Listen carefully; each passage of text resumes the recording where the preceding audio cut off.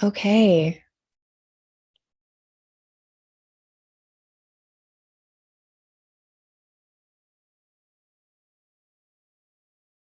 Hey, everybody. I think we're here. Hold on one second. I just have to get my little bearings.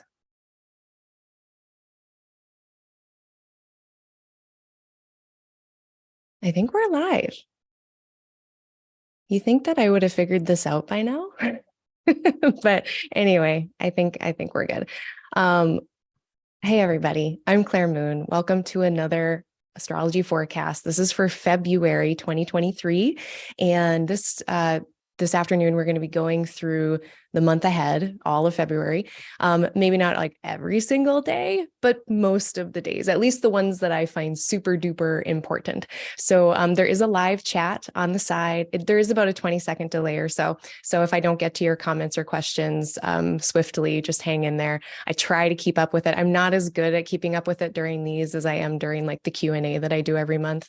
But two, if I am blasting ahead and I miss some kind of transit that you were looking forward to hearing about today, please put it in the chat and we can always circle back around. If you are getting any help from this today, please smash the like button, hit subscribe if you have not subscribed already. I do this every single month. I also do a Q&A called office hour. It's 1 hour once a month. And then I'm trying to get more just random transit content up.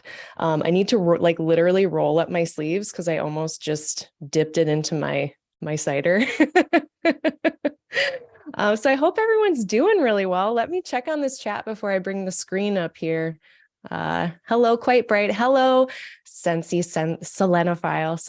Welcome back. I know that you've been here before. I appreciate you tuning back in. Hopefully everyone's been having a good January. It's January 28th today as I record this. We just had a bunch of stuff happen with Saturn and Aquarius. So we're kind of coming out of that now with, now we've got Venus exalted in Pisces. We've got a moon exalted in Taurus. So that's pretty nice. That was a pretty nice follow-up to all that stuff that just happened in Aquarius, which is much less warm and fuzzy and juicy, honestly. But speaking of juicy, let me drink my juice for a moment. Tea and apple cider, I've been talking about it a lot. And by a lot, I mean twice on Twitter because I'm like obsessed with it. So if you're into like yummy stuff, by all means, put tea in cider. It's fantastic. Let me get my screen shared here. Okay, hopefully you can all see that now. It's just looking at the last new moon. So old business first. Before we get into new business, let's do some old business. Let me get my notes up here. So, and if you are tuning in, put where you're from. I always like to know where people are tuning in from. And then if you do have any questions as we're going along, if you didn't hear that before, please put that in the comments or in the chat as well. If you are actually listening to this later, if you're not here live and you do have questions, just put them in the comments. I try to be pretty good about getting to people's questions in the comments afterwards in the coming days and weeks. But anyway, okay. So at this point, January 28th, what do we got going on here? We have a direct Mars, thank fluff. I mean, it's still really slow. It's only moved like 1 degree in the last 3 weeks. So it's not like, I mean, I kind of almost wonder because, you know, when planets station direct, I'm not like, because I'm so into speed of planets and like really focusing in on that as a reflecting thing about, you know, as above, so below, as above. When planets station, like, yeah, they reorient themselves, but I'm not convinced that it's like, oh, everything's better. Everything's fixed. Wow, Mars is direct. Thank God. You know, everything's going great now because it's really not moving that much. But what was really interesting is when we had Mars station direct on the 12th of January, what we had about the same, like right afterwards, the moon opposed Jupiter from Libra at that moment. Maybe I'll just go back there and show you so we have the visual of it. But that really gave us this nice like boost of optimism. And I'm kind of wondering if that's like, we were like, oh, wow, Mars is direct. I feel fantastic. And I'm like, yeah, I mean, maybe it was this moon opposing Jupiter that was giving us a little like temporary bump. But at this point now, 3 weeks later, I mean, hopefully things are going a little better for everybody. We've got Mercury station direct. And honestly, now everyone's direct. Uranus station direct on the 22nd of January. So it's kind of like, I think I've used this analogy before where like in a hockey game, they'll put a player in the penalty box if they're being naughty. And then they let him back in and everyone yells full strength. It's like, that's where we are. We're in the full strength moment of the sky. And we're going to be like that until April, until Mercury does its next retrograde. So, we've got these next three, well, what would it be? February, March, most of April. We've got these next at least good couple months to really make a nice forward thrust of whatever we're thrusting about. That was a funny way to put it. So that's going on. Let's see who's checking in the chat. I have one more old business thing. Oh, look at all the people. Look at all the nice people. Hey, welcome everybody. We got Vince here. Hello. That's okay. Oh, and Vince, thank you for saying so. They might pop in and out. You can feel free to pop in and out. This is not a family gathering. This is not like when you go to your aunt and uncle's for the holidays and you have to stay the whole time. You can leave if you need to. That's why we record it. But thanks for joining, Vince. I appreciate it. We got Ching Yi Chow. So a couple astrologers here, more than one astrologer. Oh, Fiona is here as well. We've got many fantastic astrologers here. So don't sleep on the chat. If you're in the chat, and you need astrologers besides me, go check these people out, share your handles on the social media so we can bond, because we've got Venus in Pisces. It's so connecty. It's so cohesive. See, okay, so I feel like, did anyone watch PB Herman when we were growing up? Am I dating myself? They had the word of the day, and then anytime anyone said the word of the day, everyone would yell.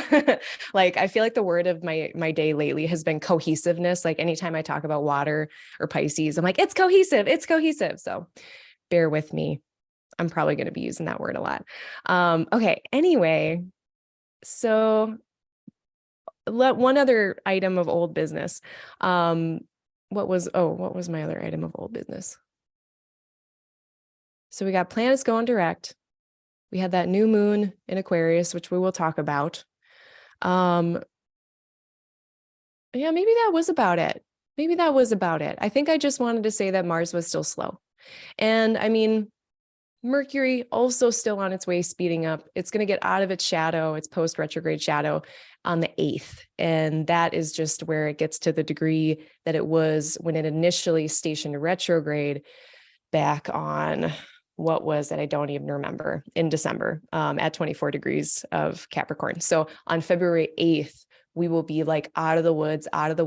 So if you've been having Mercury retrograde stories, like technical difficulties. I had one client who like lost their phone, and it's just been like one thing after another trying to get it replaced and back functioning. Hopefully those types of stories are in the rear view mirror by the time the 8th comes around of February. Okay, so new business, dates of interest. Let's just rattle them off here. On the 5th of February, we've got a Leo full moon. On the 11th, we've got Mercury in Aquarius. On the 16th, we have a Saturn Cazimi. So Saturn's going to meet the sun, and Saturn will restart its cycle with the sun. We've got sun into Pisces on the 18th, Pisces new moon really late on the 19th into the 20th, depending on your location. Venus enters Aries on the 20th. So sad face, we only really have them in Pisces for like 3 weeks. And then we have Mercury disappearing from the morning sky on the 25th. Those are the dates. And then just to get this out of the way real quick, the nerdy timings of that Saturn Cazimi, I like to throw these out at the beginning because sometimes I forget when I get rolling in my delineations. On the 16th, so Cazimis, there's a traditional version where the sun and the planet that we're working with, the visible planet, I only use the visible ones for this because it's kind of like anyway, I'm not going to get into it today, but it's within 1 degree. And that starts on the 15th of February at about 8 a.m. Central Standard Time. And that actually goes for almost 2 days into February 17th. So the 15th to the 17th, we're going to have the sun and Saturn within 1 degree. That ends at about 1 p.m. on the 17th. Then the medieval version, which is I use about 17 arc minutes. So it's much narrower. That is just on the 16th of February from about 3 in the morning to about 6 p.m. Central Standard Time. So we get about a good chunk of the day. And we'll talk a little bit more about what that means. In general, with Cazimis, we just get like a very pure expression of that planet. So it's very much like just an observe. We're going to watch it. So just know it's happening. Make a little note in your phone and then, or in your computer calendar or wherever it's convenient. And then when that transit is happening, you can kind of pay attention and look for Saturn themes. So look for, especially in the Aquarius part of your chart, be like, so for me, that's my first house. So it'll be about like identity and stuff. If you are a Capricorn rising and you have Aquarius in your second house of money, maybe it's something about money, but looking for those Saturn themes on the 16th, especially. Now we got our little nuts and bolts out of the way. First thoughts about the month overall with I like to check in with like the qualities and the elements and the modalities and things and see what the proportions are of those. God, cider is so good. I put chai tea in the cider and it's so good. It's just really yummy. This is going to be like, it's not astrology. It's just watching me drink cider for an hour. Actually, we're probably going to be here for like 2 hours. So if you do want to stay the whole time, you might want to buckle up. So anyway, this month we have not a ton of fire for the first 2/3 of the month. We have a lot of air. I like to look a lot at like, okay, what planets do we have in air signs versus like fire signs versus nocturnal, water, earth signs. And that kind of tells us a little bit about the dynamic nature of the month. What do I mean by dynamic nature? Like how much things are moving around and progressing. How constructive are things just in a 9,000 foot super wide view? Because for instance, let's just say all the planets are in water and earth signs, very receptive, very responsive. They kind of wait to see what happens and then they respond to it, versus all the planets being in like air and fire that are very reactive. They act, they're compelled to do stuff. If it's fire, for instance, they're more externally kind of influencing everything around it. So very different qualities between the nocturnal types of signs and the diurnal types of signs, more internal versus external. And if we have a good balance, which we do this month, February has a really nice balance. It's like 4 to 5, basically like half of the planets in diurnal signs, half of the planets in nocturnal, roughly. We get more just, things are happening and then it has stuff to bounce off of. It's like the difference between having like really dry snow where you kind of like throw it up into the air and it just kind of, none of it sticks together and nothing kind of forms from it, versus like if you've got some snow that has some water, it's like wet, and then you can stick it together and make like a snowman, and then you have like an actual tangible thing.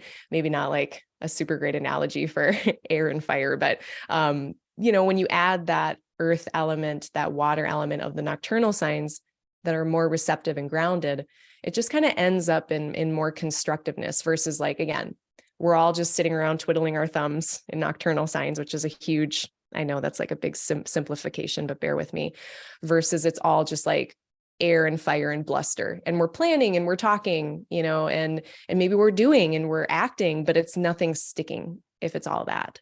So again, sorry for the lecture, didn't mean to go there, but I think it's really good to know. And I learned all of that by listening to Robert Hand and a couple lectures like a billion times in a row, because they like blew my mind.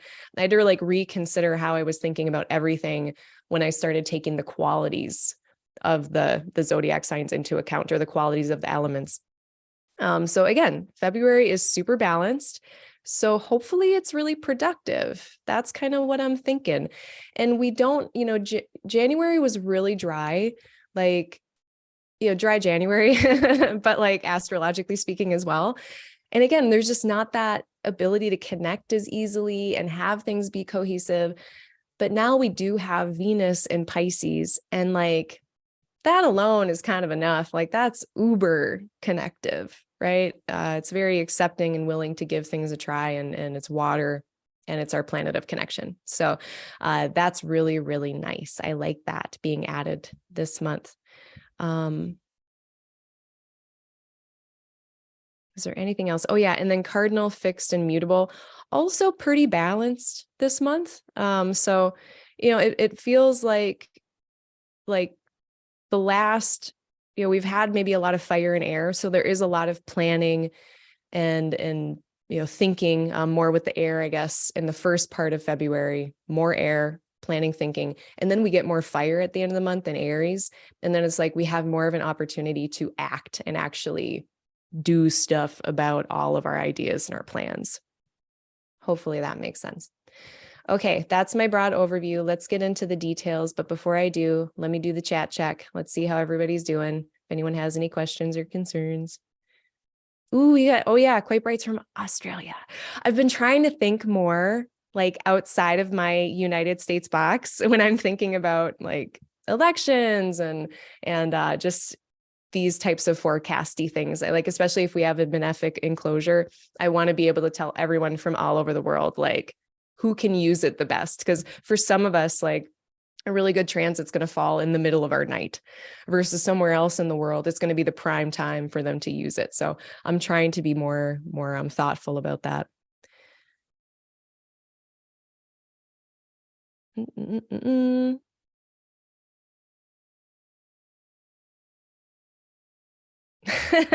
Vince says exes still be texting.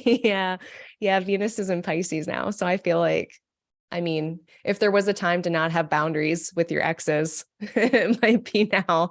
Ooh, I should watch out for that. Speaking of dry January, Vince is very excited by Zero Proof Gin bought recently. That is very interesting. Thank you for telling me about that. I'm gonna have to check that out. Because I was a big fan of gin. Love herbaceous stuff so much. Thanks for the rec. Okay. So the first of the month, we're opening up with Venus and Jupiter, and they are going to be making some aspects here with Mars. They're not quite yet, but it's coming up. So we've got this first week is kind of exciting and interesting. So the first week of February, we've got a lot going on, a lot of aspects that are applying and building and building and building, because you remember, it's not just like the day that the aspect happens. It's actually the few days following up to that, depending on how fast the planets are moving. So at this point, we should really be starting to feel whatever this square is between Venus and Mars, which we will talk about. Also this sextile between Jupiter and Mars. And that's how the month opens. And that really is what's leading us into what will eventually be a full moon in Leo on the 5th of February. So I would recommend in these first few days of the month, if you are having any kind of frustrations, any kind of lustiness that's going unfulfilled, any kind of like parts of your identity that you want to be expressive, you want to share what music you like, you want to, just be yourself, have a good outlet. I think if we don't, it's going to be a little bit frustrating. Venus and Mars, that square, it can be kind of sexy, because it's Venus and it's Mars. It's like the two ingredients that we need for sexy time, for flirting, for play, for, having the connection and the kind of excitement and ambition and drive to do something about it. But it's a square. So there's a potential that there could be a little bit of tension with it, something that just isn't quite working as smoothly as we would like. So that's why I'm saying have an outlet for that. Make some art, make love, not war, make art, not war, if you can't make love. And then we're going to have, Mars and Jupiter are separating by this point. So Mars is actually moving away from, sorry if that was confusing before. I made it sound like this was applying. It's not. Mars is separating from Jupiter, but it's still really close. It's by sign. And what Jupiter's doing is just this whole time they're in this sign-based sextile. And I don't know if anybody remembers this from, last fall, even we had Jupiter in Aries sending the same sextile to Mars. But Jupiter was retrograde. It's a lot of enthusiasm. It's like, yes, let's just go. Let's do it. It's going to turn out fine. Like that's Jupiter in Aries. It's like, we'll figure it out as we go. If we make mistakes, it's no big deal. So that's the Jupiter in Aries energy that's being sent to Mars. So if you add that in with what we just described as like this sexy, flirty, kind of potentially tense thing, we might just need to like pump the brakes a tiny bit, or just kind of, be aware if you're feeling really feisty, like what that might entail, or what the outcome might be if you're acting on it or not. And then the other important thing to note is that we also, and this is another applying thing, we've got a square between Sun and Uranus. And this is another kind of tense thing. And it's like, all right, Sun just wants to do what it wants to do. It is our will and our feelings of empowerment to act upon our will. And it's in a square with authenticity and freedom. And, Uranus is also kind of trying to do things its own way, but it's disruptive. So anytime we have, most planets in a square with Uranus, it's going to be some kind of disruptive element. So Sun with Uranus, we don't really want to follow the rules. We don't really want to listen to anyone's shit. We just kind of want to do what we want to do. So add that to the recipe, So this is what I mean. Like there's just a lot of stuff, a lot of different energies that are adding into this recipe that is just really alive and like awake and enthusiastic. And all the while, we got Saturn here kind of holding down the fort, holding down the sun. And we might not be able to express ourselves in all the ways that we might like. So just being aware of all of that. I think that was it for that day. So just a lot of applying things. And then that Jupiter Mars sextile is just adding fuel to the fire. So then the following day, actually like very end of the day in Central Time, we start to get the moon applying to Venus. And this is where, it's applying to a square with Jupiter first. And then on the 2nd of February, this is where we get kind of this nice benefic enclosure. It's a short one. So just in general, like the sign-based aspects are really nice on the 2nd of the month. Let's go to there. So we've got moon in Cancer. We're getting an overcoming square from Jupiter. We're getting an overcoming trine from an exalted Venus to a domiciled moon. Like this is pretty fantastic. We're in aversion to both malefics. So the moon is not dealing with Mars. The moon is not dealing with Saturn. So the 2nd of February is a really, really nice day. It depends on like where you have Cancer in your chart, but like for me, I have it in the 6th house. So I might do like really focus on some nice self-care things on that day, or I'll probably gonna do some dancing, honestly, for my health. But it seems like a good day to do some dancing. But the benefic enclosure, it's a short one because, we've only got like 1 degree to work with between Jupiter and Venus, but it's 2:58 a.m. CST. So really early in the morning on the 2nd of February until 6:12 in the morning. So it's just a few hours, 2:58 a.m. to 6:12 a.m. CST. So this is one where it might be better if you're in universal time that goes until about 11:30 in the morning. It's later in the day, the further east that you go, but much more accessible if you're in Europe, much less, unless you're a super duper night owl and you're staying up late on the 1st of February.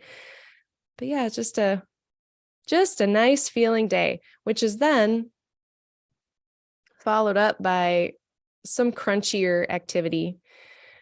So once the moon gets past Venus and we're no longer having that aspect, what we're going to be having is an opposition with Mercury. We're going to be having the sun actually square Uranus at 8:50 p.m. CST. So first what's going to happen, the moon opposes Mercury. Then the sun is going to be actually completing this square with Uranus. And it's a little crunchy just because like moon in Cancer, it's feeling what it wants to feel. It's focused on getting its needs met, taking care of itself, making sure that whatever it's doing is sustainable. And this is opposed with Mercury, who's like looking at the facts on the ground. What is practically needed here? Moon, I know that you would rather just like enjoy yourself over there, or, take care of yourself, make some food, but also here's this list of 80 things you have to do. And like we had mentioned before, Sun square Uranus is not really wanting to follow rules, not really wanting to have to be held down in any kind of capacity. So that's not adding to us like being kind of complacent with what Mercury and Pluto might be wanting us to kind of stick to and be disciplined about. And just the sun being with Saturn, it's kind of also this emphasis on, do what needs to be done, do what is necessary. And yeah, Moon's just doesn't want to have to do what's necessary. It wants to do what's going to be nourishing and supportive, not that necessity Saturn business. So that might be a little crunchy. So, this is kind of a theme for the month. I feel like I was going through all the days of February, and it's very up and down. It's like we have like some crunchy days and then some really soft days. And there's just such a contrast to it, like more than I see in other months. So it's really an interesting month, but that's my own opinion. And of course, it'll depend on the context of the chart, how this feels for everybody. Venus is still applying to that square with Mars on the 3rd as well. So Venus at 9, approaching Mars at 10 degrees of Gemini. So that's still happening. There's still kind of that sexy tension. And then very late on the day, on the 3rd, on Friday, Moon is going to be opposing Pluto, which can kind of feel like being strong-armed. It's like we were just kind of talking about that vibe with Saturn and wanting us to be disciplined and, not wanting to deal with whatever the system kind of demands of us in Aquarius, being in that square with Uranus. And now the moon is also coming up on an opposition with Pluto. And this happens every month, but it's kind of a little confrontation once a month with the things that maybe we feel a little that are out of our control or that have control over us, that don't make it as easy to lean into the softness of life and what is actually sustainable versus kind of maybe more power dynamic-y situations in the Capricorn parts of our chart. So it's not super comfortable, to be honest. So that's why I'm calling the 3rd of February kind of a crunchy day. And then on the 4th, we get Venus, this aspect finally, we finally get the completion of this aspect between Venus and Mars on the 4th. And at this point, the moon has entered into Leo, and we are coming upon this full moon. So we'll talk about that at length here in a second. But you can see like there was just so much dynamic activity in the sky leading up to this full moon. So I think it's going to be an interesting week. The moon is going to be trine Jupiter. So that's another thing. It's just like, whenever the moon is in this fire sign of Leo, it's getting this really enthusiastic trine from Jupiter. It's very much like Jupiter, coach, teacher in Aries, telling the moon like, hey, moon, you want to express a bunch of stuff? Do it, buddy. You are supported and loved. And the moon's like, yeah, let's do it. But then, of course, this whole time Saturn's been in here. And this has been the case. We had this dynamic last fall. Same things, because we still had Saturn in Aquarius, we had Jupiter in Aries. So we're getting it all over again. And I feel so bad for the moon. I feel so bad for these Leo planets. If you have Leo planets there in your birth chart, they've just been so hampered, in my opinion. They've been impeded because it's like we're getting this very fiery, enthusiastic trine from Jupiter. And there's so much just play and engagement and wanting to embody what we are feeling in the moment and what brings us joy and kind of that playful nature that Leo can have. And then Saturn's like, yeah, but with limits. And yeah, but is that reasonable? So it just kind of comes in with doubt. Aquarius, one of my key Aquarius words is doubt, that leads us to this analysis and maybe overthinking and auditing that is so helpful but it's not always fun. So that's kind of what is leading us into this full moon as well. Also confidence, like Jupiter is optimism and it's fiery. So we're getting a lot of confidence here. Now, this first decan that the moon is in at the right before the full moon, this first decan of Leo is a Saturn ruled decan if we're using the descending Chaldean order system. So, you know, I see a lot of people with planets in the first 10 degrees of Leo. They're not necessarily like all out there, totally on stage, a leader. Like there's some question and some kind of higher standards that might hold them back in doing that. At the same time, like Jupiter's like, no, buddy, you're ready. You're ready for the stage. You're ready to do it. But again, hold your horses on that because we have a full moon to talk about. But that's the vibe of the day on the 4th. So just to review, it's like on the 1st of February, so just a lot of energy. I know that's so vague to say, but just like you heard me say all the different ingredients in that recipe. The 2nd, kind of a nice day. We've got the moon interacting with both benefics, which is great. The 3rd, a crunchy day, kind of a crunchy day. And then the 4th feels like a spicy day. So then Venus is having this overcoming square to Mars. And, you know, in this case, Venus has the upper hand. So Mars might be super enthusiastic to act on its ideas, to act on its thoughts, or perhaps Mars is having some internal conflicts. You know, Gemini, we've got a bunch of different ideas. We're trying to hold the space, especially in this middle 10 degrees of Gemini. We're trying to hold space for both and not trying to, it's difficult to choose essentially. And, you know, some of that is a bit frictive, but also it's kind of this cool energy of like, okay, I've gotten this information. Now I'm going to act on it. And Venus has kind of this upper hand position of, well, okay, I know that's what you want to say and do, but can we say it poetically? Can we say it softly? Can we say it in a way that's not going to hurt anybody's feelings, you know, and be really cognizant of that in Pisces? You know, that's what Venus is doing, just very romantic and very interpretive with like flexible, that Piscean, flexible, adaptable nature of how are we relating and trying to, she's putting those affluences onto Mars, basically.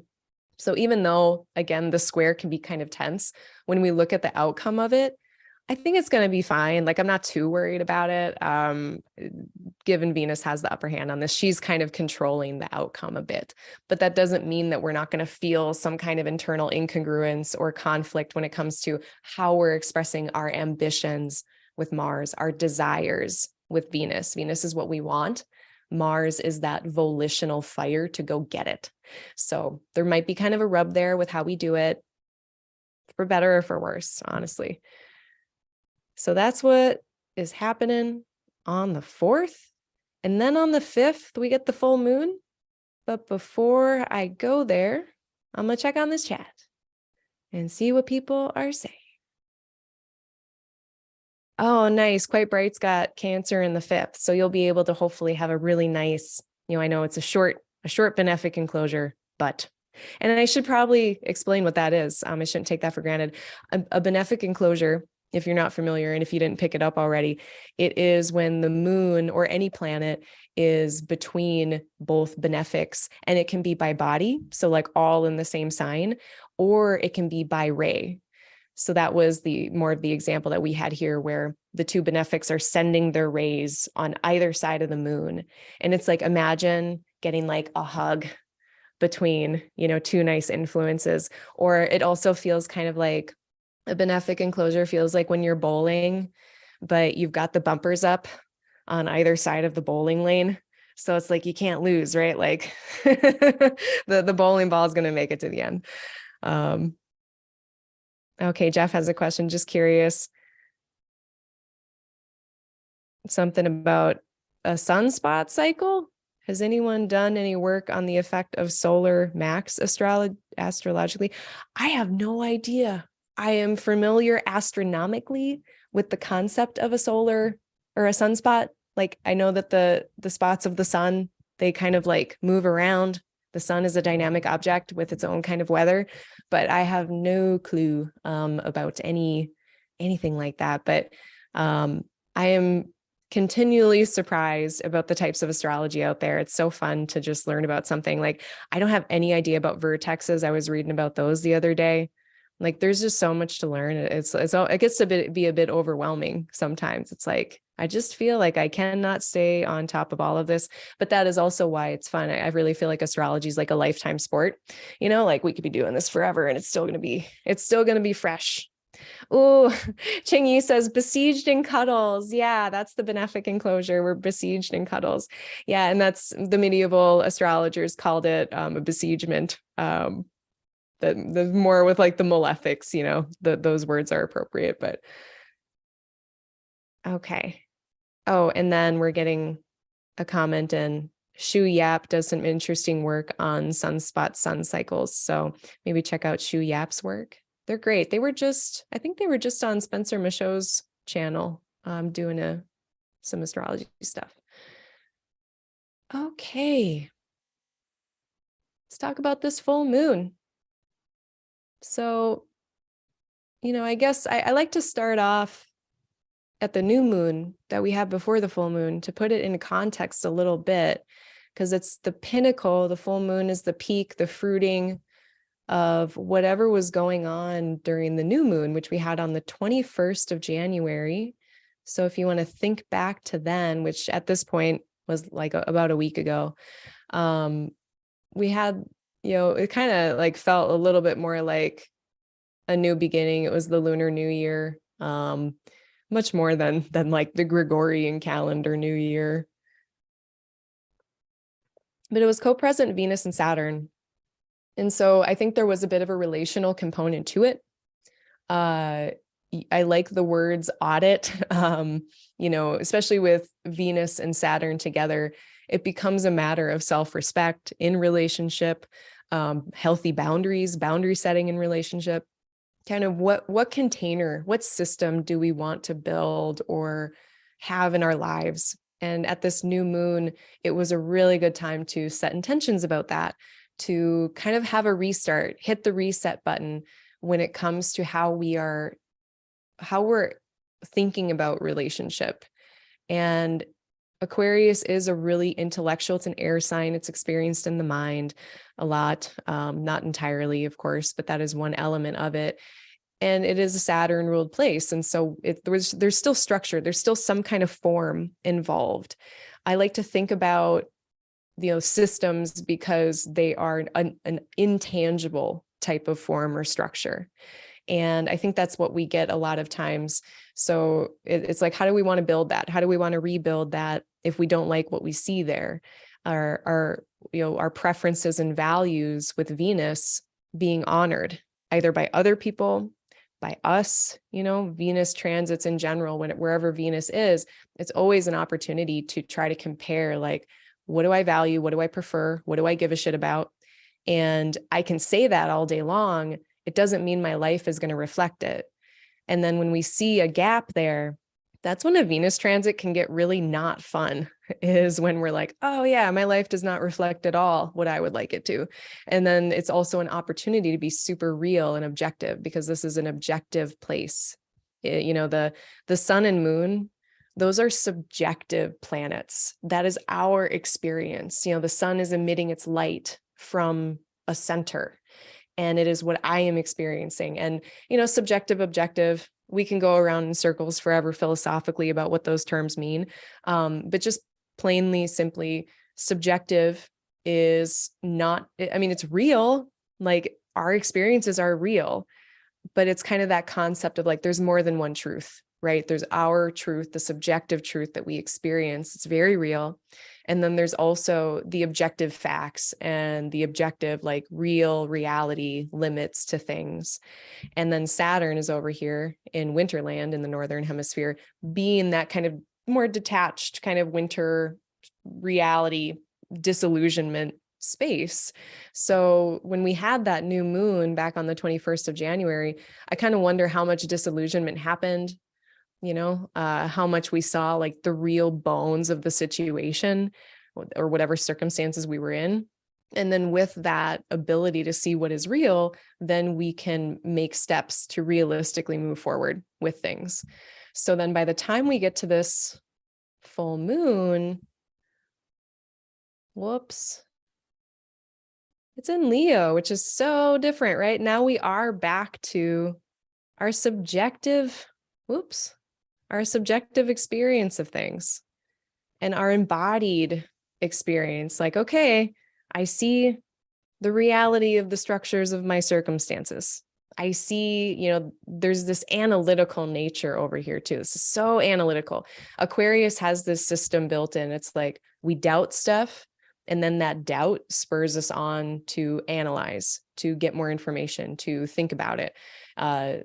So in that investigation, then we can move forward. But this is a decan, these 10 middle degrees here where the sun is, that's ruled by Mercury. And so it's even more like they were really looking at all the fine details of the larger body of information here.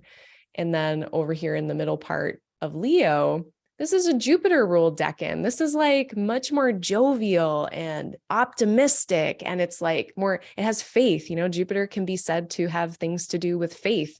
So very, very different energies. And of course, every full moon is an opposition. So we're trying to reconcile two very different places at every single full moon. And so the flavor here is like, okay, well, what am I working with? What am I dealing with that I can't necessarily pretend like this is not the situation, like this is what is really here. But then how can I still express myself there? How can I still manage to take how I feel, get my needs met in how I am moving through life in a way that feels sovereign? Leo, do I feel like I am empowered to be myself? Do I feel like I am empowered to express my identity really honestly, even though we might have some of these limitations over in Aquarius? So that's kind of the baseline of things, symbolically speaking, that I'm picking up on. And then, of course, we got to look at who rules these things. Saturn and the sun are the ones that rule the luminaries here. Sun is ruling over moon, and then, Saturn is ruling over sun, and all of them are in house to have that sight across the line. So we have that aspect to work with. And so it really is balancing. It's a balancing act, and it's trying to find some kind of sustainable, that's the key word, sustainable, because, sometimes I think we get kind of pressurized a bit, and then we just do whatever we want to do because we've been holding ourselves back so much. And then that can get us into trouble, or at the very least, it can lead us to feeling kind of uncomfortable. Like inside, we're like, oh, did I just really say that? Did I just really do that? Oh no. So how can we find, or even create, or go to a new system, maybe a new place? In this middle decan, it's the Six of Swords, and the image on the Six of Swords is this person who's on a boat, and there's a bunch of swords in the boat. Am I thinking about that right? I'm going to Google it really quick. I'm not super awesome at tarot yet. I'm getting there, but I'm not memorizing everything all the time. Yeah, it is. It's this person, two people on a boat, and there's a bunch of swords in the boat. And it's almost like this idea that if you take the swords out of the boat that are stuck into it, the boat's going to sink, but that's a separate story, I think. But it's this idea of going between places. And so maybe whatever realizations we had on that new moon in Aquarius on the 21st, we realized hey, some certain things aren't working out for me. I'm going to make the transition, and I'm going to go from here to there so that I can get to a place where I can kind of be free to express myself how I want to, in a way that's nourishing to me, that takes care of my needs. Because having to hide, or having to kind of sit on the outskirts of things, if you are more of a Leo person, Aquarius is comfortable doing that. They're usually a little bit more comfortable just kind of sitting on the outside and looking in, and even if it is a little uncomfortable, there's just something that's accepted about it, versus Leo is not okay with that. And if we have the moon in Leo, it's speaking to what's actually nourishing and supportive for my whole ass soul, for me to be able to express myself. Now, if that wasn't enough, then we got Uranus here who's squaring all of this. And I'm also working Antisha into my practice a little bit more. And we've got Antisha here between the moon and Uranus. And so that's just another point of connection that's making this square between moon and Uranus even louder. So we can look at, okay, well, there's a few different ways to look at this. Wherever Uranus is, that's freedom. It is like going out and doing your own thing, but it's also disruptive, it can be interruptive. Now, solutions can be disruptive, right? Like sometimes to make the changes we need to make, we have to disrupt stuff. Things have to be interrupted. So this could go, I don't know if this is chicken or egg or chicken, but like, is it because of changes that have already been happening here? Like Uranus is also change, the changes to the Taurus part of your chart. Are there changes here that are happening that are maybe adding to this tension between the sun and the moon, between the Aquarius and Leo parts of your chart? Is there like a new sense of freedom here? Or is there a new sense of freedom here that allows us to somehow reconcile the moon and the sun here? So it could go either way. It's like, is Uranus adding to the tension, or is it providing some kind of solution to this unreconcilable thing? So things to consider. Another thing to consider is we do have, no, that wasn't it. We do have a benefic that is in a nice harmonious aspect with this. So something about Jupiter and Aries is potentially helpful here. Maybe there's some kind of honesty that could be helpful, maybe uncomfortable, but maybe helpful. I feel like Jupiter and Aries, at best, it is a truth teller. At worst, it is an oversharer. So, but this isn't a sextile and a trine to the lunation. So I think that it could be somewhat helpful. Or just like having the confidence to go for something, that could be helpful with this full moon as well. What other notes did I have? Yeah, and just the idea that this is very diurnal. So the sun and the moon are both in outward expressing signs. That just adds more to it. Yeah, and then Mercury, Venus, and Uranus, they were the ones that was the other thing I was wondering about. So at the same time as we're having this square, we're also having these more receptive, responsive signs that are all in a nice sextile to each other. And I feel like that's creating some kind of grounding to this lunation. So it's not just all this air and fire and, everyone feels crazy. It is also grounded by, our thoughts, Mercury, how we are thinking and planning, very reasonable and rational. Venus is like, hey, let's be soft about it. Is there a way that we can connect despite? Is there an acceptance that we can have, a certain level of acceptance, either to just calm our shit, or if we are making changes, to do it in a way that isn't so harsh or sharp. And that's all working with the kind of disruptive instability that Uranus has in Taurus. So I think that's really important to note. And then the last thing that I wanted to note, let's see, I talked about the decans. So the last thing I wanted to note as well, and then I'm seeing some comments I'm going to get to, the moon's next aspect is Saturn. So that's a bit of a womp womp, I feel like I just built this up a little bit. Now I'm going to tear us down, which just goes along with what this month feels like for me. After that full moon, who do we run into? And this is very much like hold your horses. Like, yes, you can express yourself, but oh no, here's an opposition. We have this every month, but it's usually not on a full moon. So I think this is going to be an extra loud version of this lunar Saturnian opposition that we do have that we've been having every month for 3 years. So I would kind of maybe go about things slower. So if on the 5th of February, you're just like having some realizations about things, wanting to act, just look at the level of impulsivity and let that be your guide. If you're feeling really impulsive, I just want you to know that you're going to run into Saturn. Like, but if you can do things in a way that is a little bit more measured, like you're going to be a little better off, I think. So that was kind of the last big point. Let me see what people are saying here.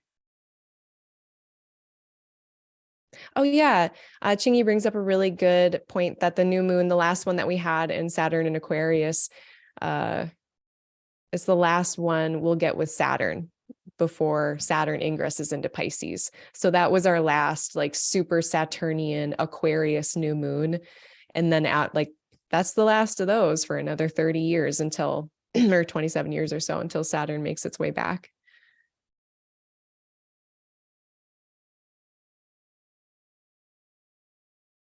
And then he also brings up a really nice point of that middle decan of Aquarius being between two places of what is and what could be. Very much. We think about the people in the boat, kind of, they're clearly leaving something behind. Like there's someone who's, moving the boat along, and then there's someone else who's kind of huddled and kind of protecting themselves. But it's clear that it seems like kind of a stressful situation, honestly.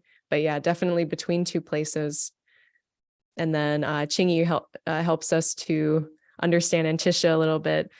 He's saying they are of equal power and work with each other supportively.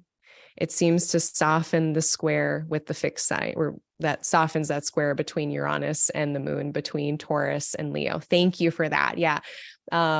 Because they share, like, I guess part of the deal is that they have the same amount of light and darkness during those times of the year. So they have that kind of sympathy. So that actually helps. So not only maybe making that square louder, but more harmonious or softer than a square might be otherwise. Let's hope, because it's all looking very crunchy to me. So that's what I have to say about that full moon. Very exciting.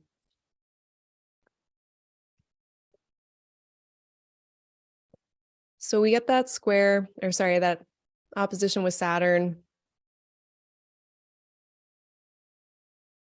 Then moving into the 6th, we do get there's a nice little like Mercury sextile Neptune, which that's like the third of 3. We've been having Mercury move back and forth over this place with its retrograde.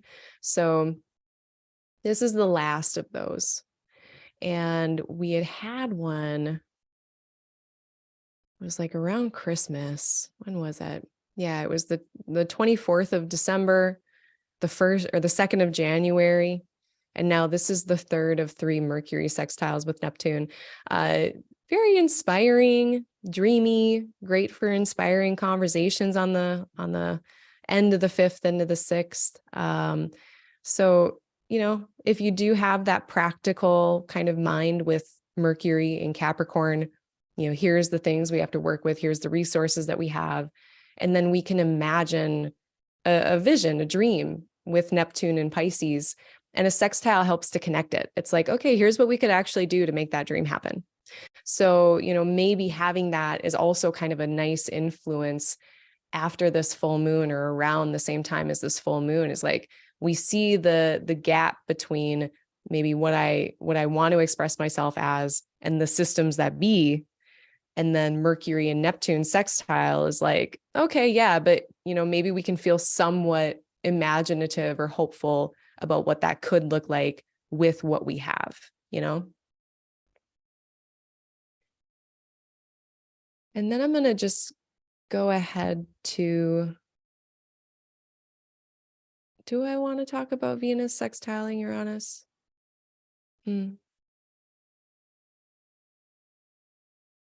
Let's just do it. So on the 7th, then we're going to have Moon moving into Virgo. It is going to be running into a overcoming square from Mars. And this can feel like a little bit of sense of urgency. Mars is kind of a little frustrated. It's not super fast, but it's moving in the right direction. And they're both in these mercurial ruled places. And the moon might just kind of be feeling like, okay, yep, here's all the little billion things that I have to do today on Tuesday, the 7th of February. And I'm feeling a sense of urgency to do those things. It's also going to be then applying to a nice opposition here with Venus. I like benefics in opposition. I think the worst thing that can happen is just that we might get a little overwhelmed or overdoing things, having a hard time kind of balancing, of course, between in Virgo, this Virgo Pisces axis of, okay, I can see all the little, 10,000 things that need to be done that Mars is in a hurry to do. And Venus is over here, like very romanticizing a potential outcome. And maybe the difficulty with this opposition on the 7th is just I maybe having a hard time seeing, because we're also opposing Neptune. So there's a lot of uncertainty here and a lot of expectations and a lot of, just fogginess, but also imagination about everything that could be. And the moon is like, yeah, I'm having kind of a hard time seeing how all of, taking care of all these little things and taking all these little steps is going to lead to that big, sparkly thing off in the distance. So that might be kind of the vibe on the 7th as well.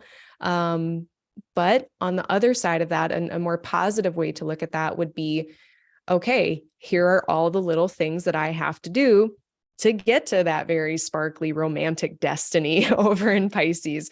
So I guess it depends on how much of a can-do attitude we feel like we have, how big and how romantic and ideal of a dream that we're having in Pisces. It probably depends very greatly on all of that versus if our expectations, Neptune can be just overly optimistic or it can be cynical. It can really go either way.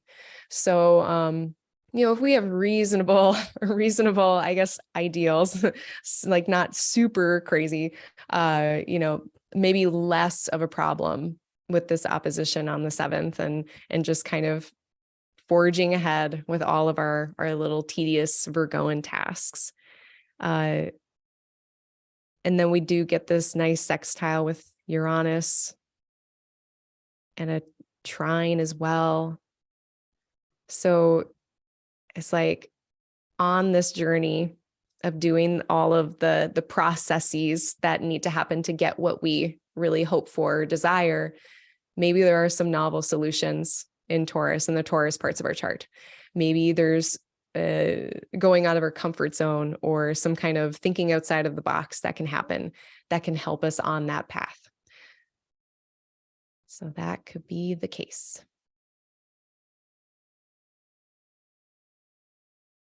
And, another thing with Neptune, I guess, is just that we might not know all the steps. And that really bothers Virgo. Virgo would very much like to have the next 25 steps set out in front of it and know what's going to happen. And that's just not going to happen with Neptune here. They're going to be like, nope, you get the next 2 to 3 steps. And so we're just going to keep doing the next thing and the next thing and the next thing. And, in Pisces, we can have that optimistic faith that maybe it'll work out. So that could be more of a positive type of thing. Then on the 10th, we're going to get the moon moving into this air trine that it has every month with the 2 malefics lately. So this is a cognitive day. It's a day to do some intellectual heavy lifting, to work with others really well in the name of all of the plans and ideas we want to act upon, sharing information with people in a really constructive, helpful way. The last time we had this, I actually discovered Qigong. There was some Twitter conversations going on and I inserted myself into one and I found out all about that. And then I was like, oh my God, this is so nice. I can do this for 20 minutes every morning on YouTube. So that was really cool. So there can be just this nice sharing of information between Gemini and Libra with others, sharing your ideas, getting support from friends. And that's not a bad thing. And then, Saturn is just the very realistic kind of structural support to integrate it into something that's helpful.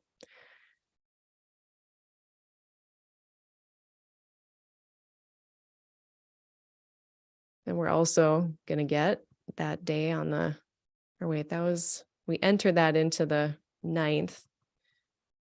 And then into the 10th, then we're going to be seeing Pluto square. So at the end of Libra, the moon is going to end up trining Saturn Sun. And then right after that, it's going to be squaring Pluto.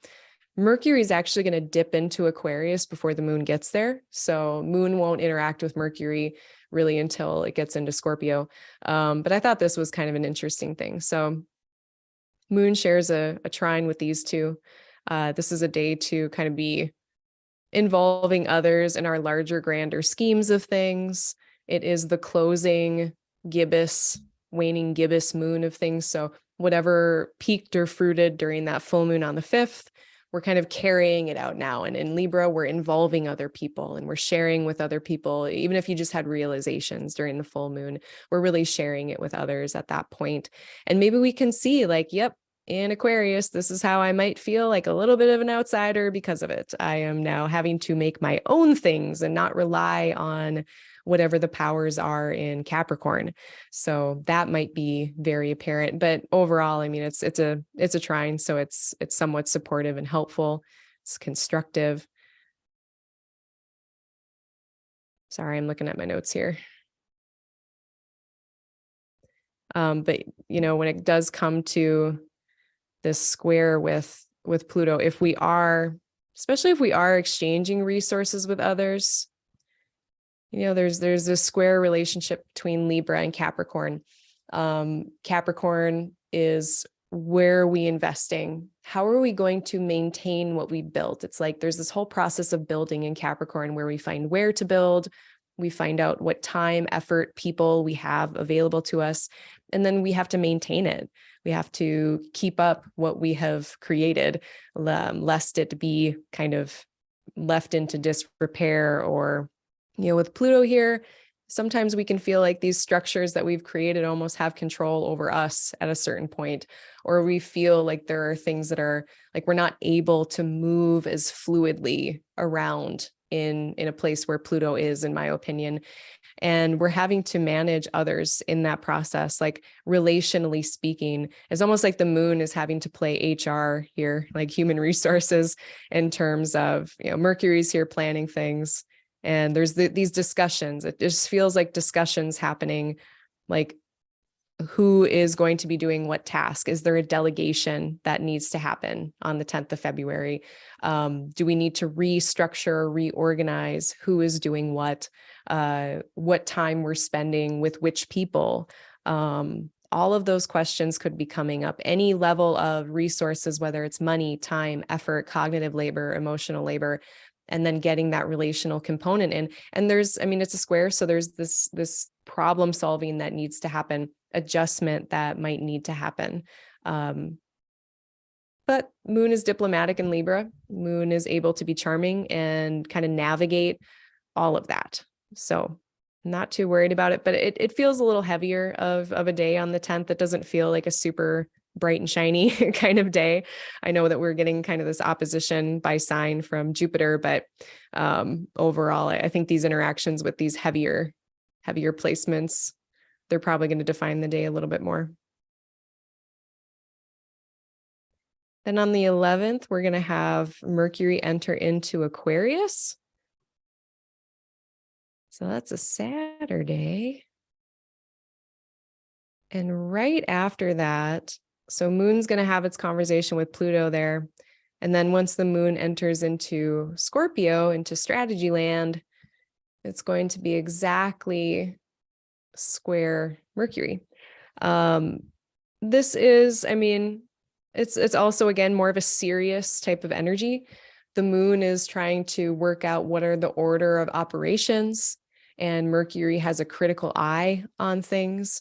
So, I mean, it's really good for problem solving in general. It's really great for strategy, and then seeing that strategy and when we are going to do which actions in the grander scheme of the system. So if I'm stuck in this various system, or I have these projects going on with these people, the moon in Scorpio is really good at figuring out like in what order we work with these various variables.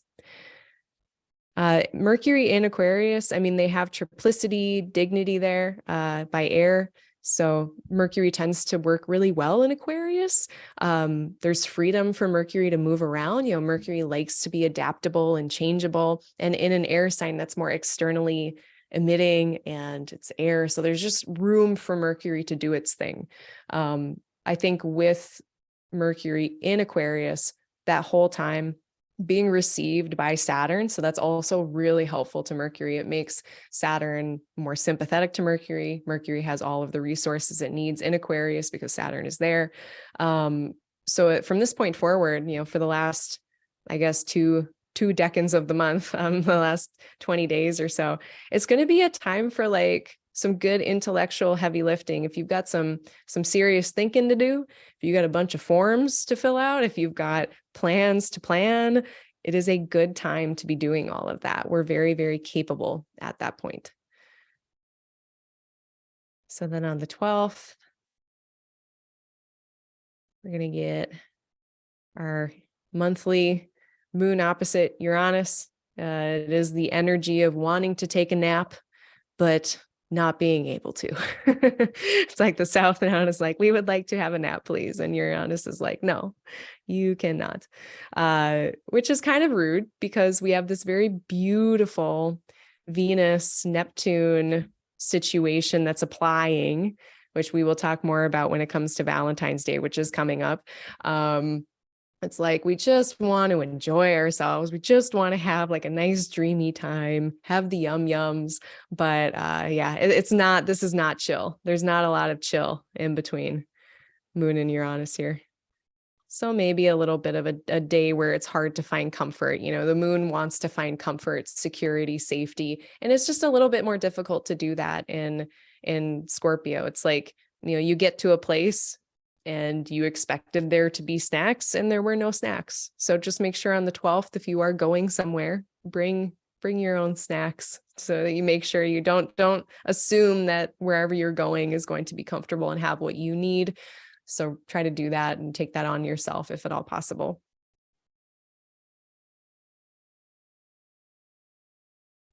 And on the 13th, so yeah, this is where things really start to get interesting. Like the 13th and 14th, everyone was talking about this on Twitter a while back. It's quite the dichotomy between these Saturn-tastic planets in Aquarius and just this rich luxuriousness that's happening in Pisces. And the moon is seeing all of it. You know, the moon is able to clock everything that's going on over there, and it's kind of trying to reconcile it, which isn't, I mean, it's kind of like oil and water here a little bit.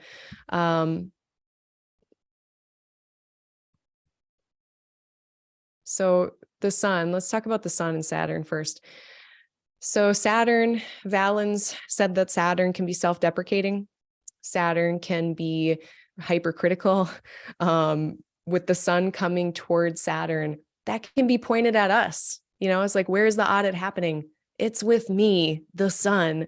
So my advice would just be, and Venus and Neptune will be very helpful in doing this, in doing the self-compassion thing.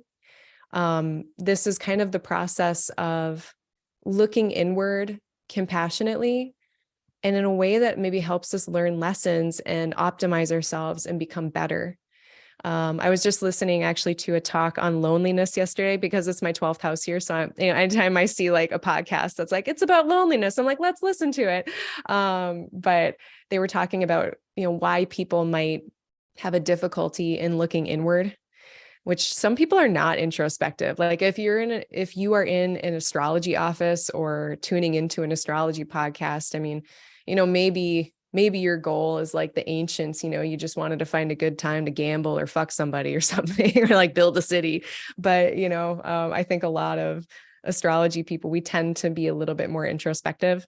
So maybe this isn't for you, but maybe there's someone in your life who isn't as interested in it. You know, we can't all be interested in looking inward and like analyzing ourselves and this constant self-improvement stuff that we do. But there's good reasons sometimes as well why people might have a hard time doing this. And the podcast I'm talking about, I'll link it below after I should, because it's a really good one. It's from Plum Village, Thich Nhat Hanh's lineage of study. And they were basically, there a couple things came up that it's hard to look inward because we are so hard on ourselves. The standards are so high that we place over ourselves that to stop and to analyze what's going on inside is just deeply painful. So yeah, I wouldn't want to either. If like every time I looked inside of myself, it was just like, oh, wow, you're the worst. And then the other one was this idea that there's such a void, there's such a deep well of angst or pain that there's a fear of engaging with it and being able to come back out and not having it drag you down into some place that you won't be able to get out of. So kind of two very different aspects about why it might be hard to look inward, but Sun and Saturn, it's a pretty good opportunity to think about the self. What standards do I have? Where have I maybe not met those? But then at the same time, being really compassionate and being like, that's okay. There were certain conditions in your life before, during that's why you did that. Saturn sees very clearly. It's like, what is here actually, not what I wish was here. It's not, me running away from what is here. It is that we're getting rid of illusion. So, then in that we can say, oh yeah, I was that way, or I did that thing because these were the conditions. This is what was going on. This was the things that had affected me up until that point that led me to have that happen or to be that way or whatever.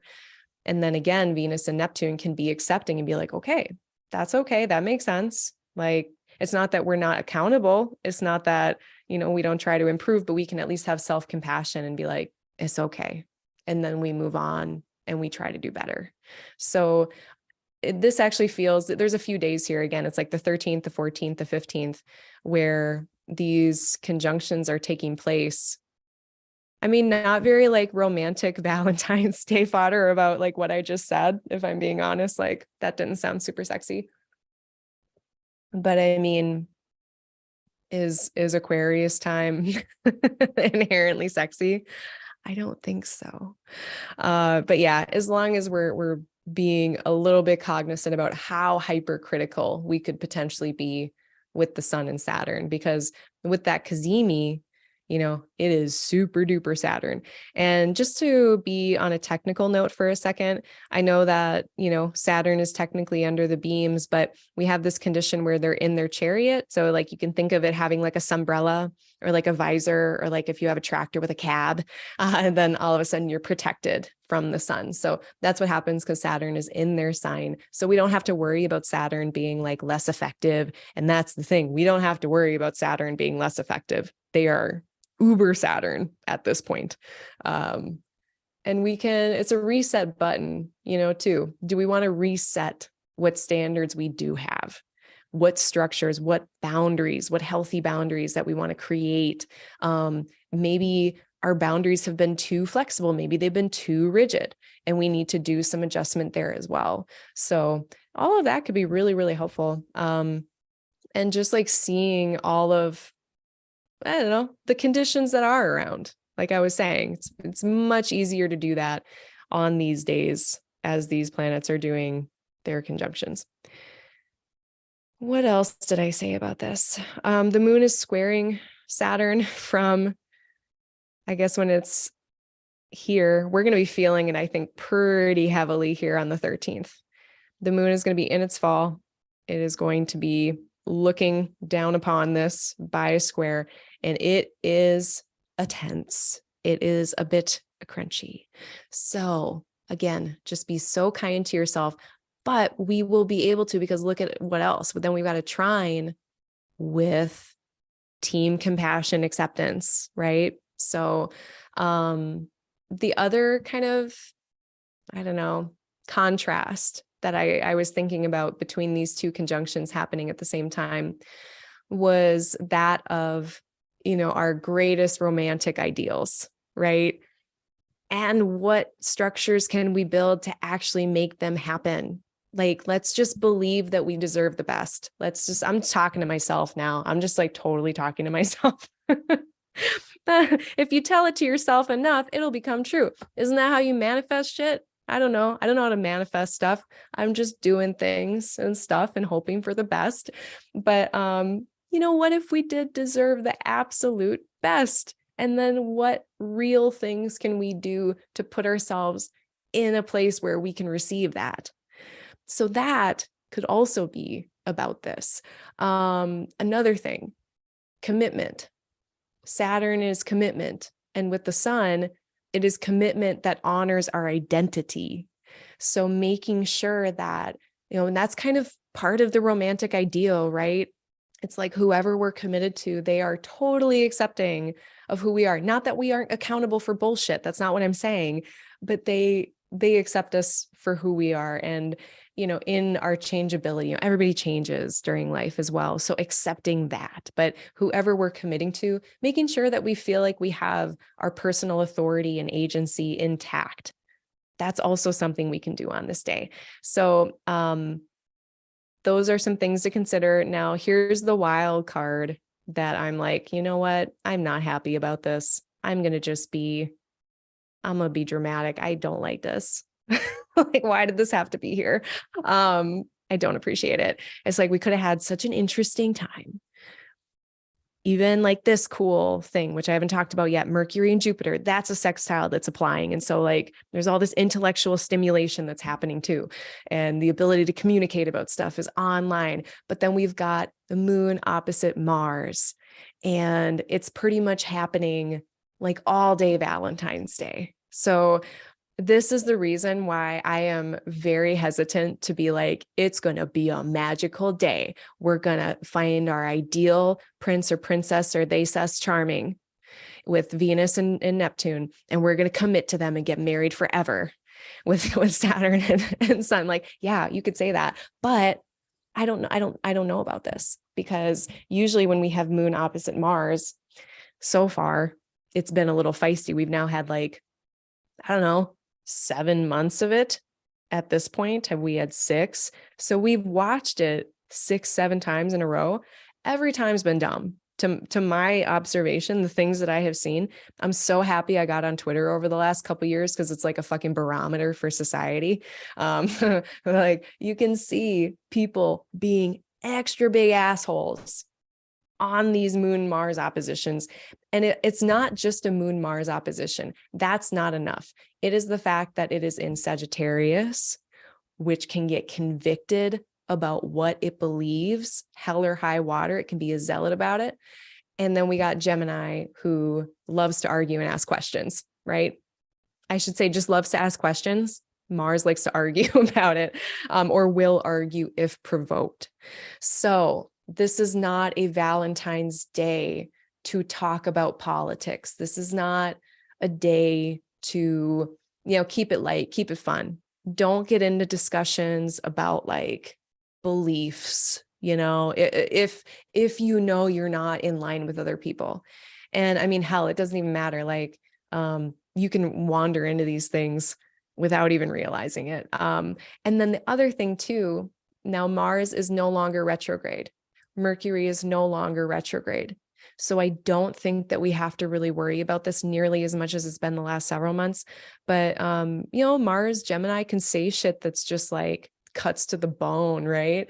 So just being careful if at any point on Valentine's Day, you have some plans. And I know not all countries celebrate this. So if you're watching this and you're like, what the hell are you talking about? I'm sorry. But in the US, like, everyone's celebrating this, and it's like big date time holiday. Just if you feel things getting spicy, back off. Don't try to pursue and be correct and be right. I don't recommend that.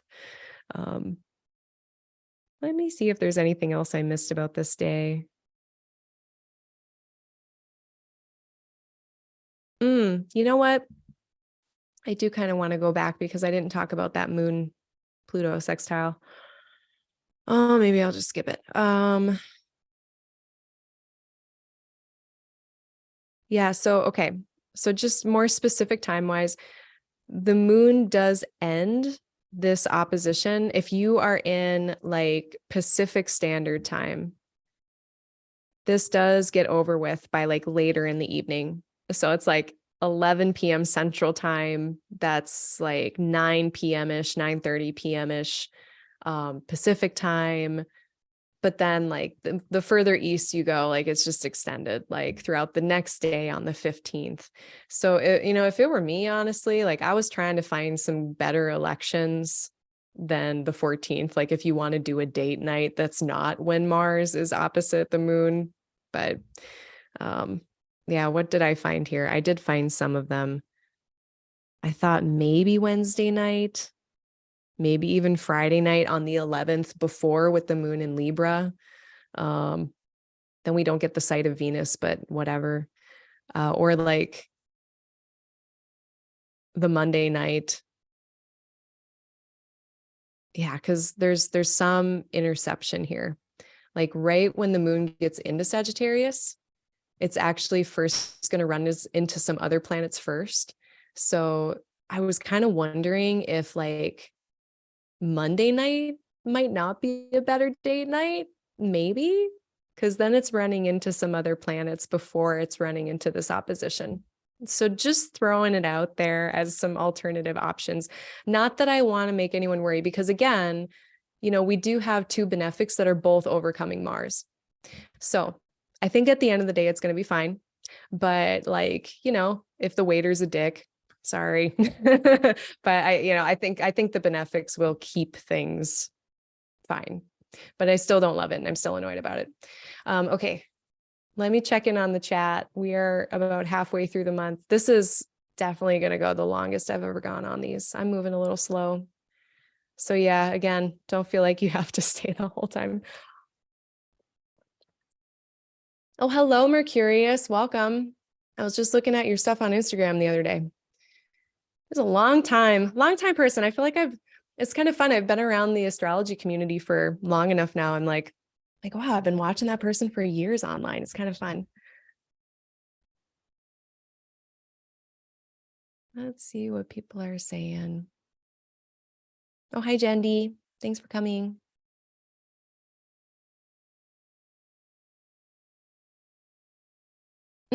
Quite Bright has a question about me. Aligning light astrology. So they're wondering like what my spiritual beliefs are. They like my channel name.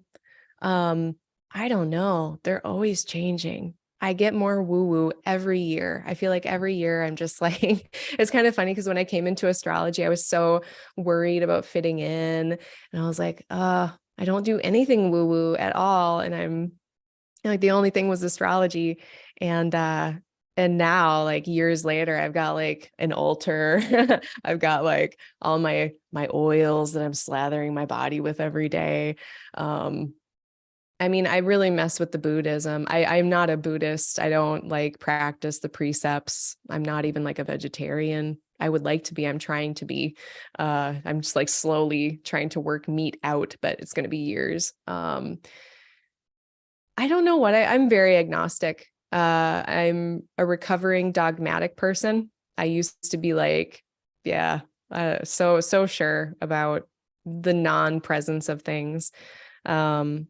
I did not believe in a benevolent universe at all. I still don't know if I believe in a benevolent universe. It has nothing to do with my like the name Aligning Light Astrology. I like alliteration, and I double like that Aligning Light Astrology is an alliterative thing with alliteration.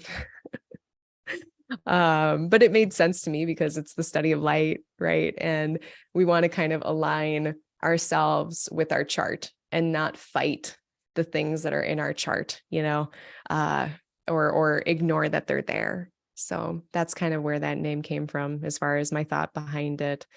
Yeah, that's funny. No one's ever really asked me that before. But I do mess with the Buddhism. So what I do there, I practice Vipassana, which is mindfulness meditation. So there's kind of two types of meditation practices. One is Vipassana, which is more where, I mean, it's for everywhere all the time. It's just, you're seeing what's coming into mind and you're observing it and doing it in a way that is non-judgmental.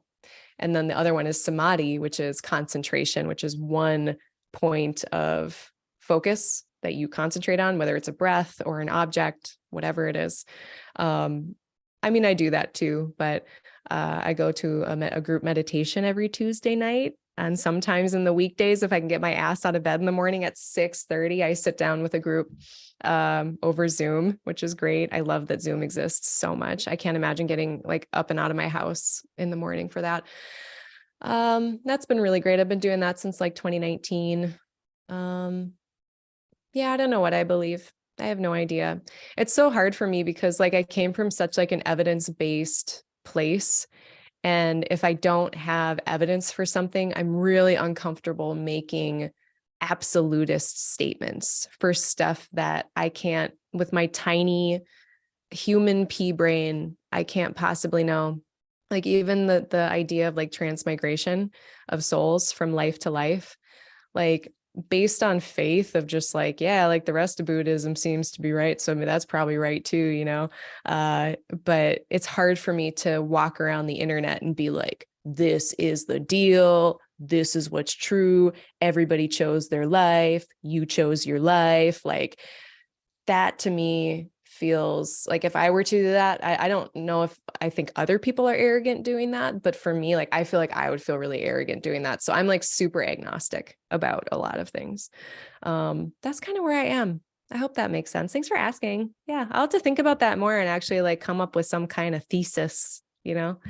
But I do believe, I mean, it's not a matter of belief to me in astrology. Like you just watch it and it works very clearly. So, but yeah, I believe in astrology or whatever, clearly, because I'm here. Very fun to think about. I believe in kindness. I'll be that person. That's my religion.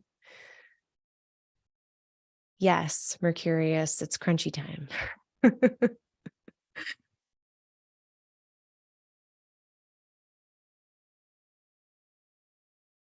Mm. Oh yeah, Ching Yi brings up a really good point that, okay, this moon opposite, I think this is what you're talking about, right? Moon opposite Mars, when the moon is here during Valentine's Day, it is going to be in its own decan. So that just is giving the moon more moonness. What time is that? Yeah, that's pretty close to the evening. Yeah, so the moon decan.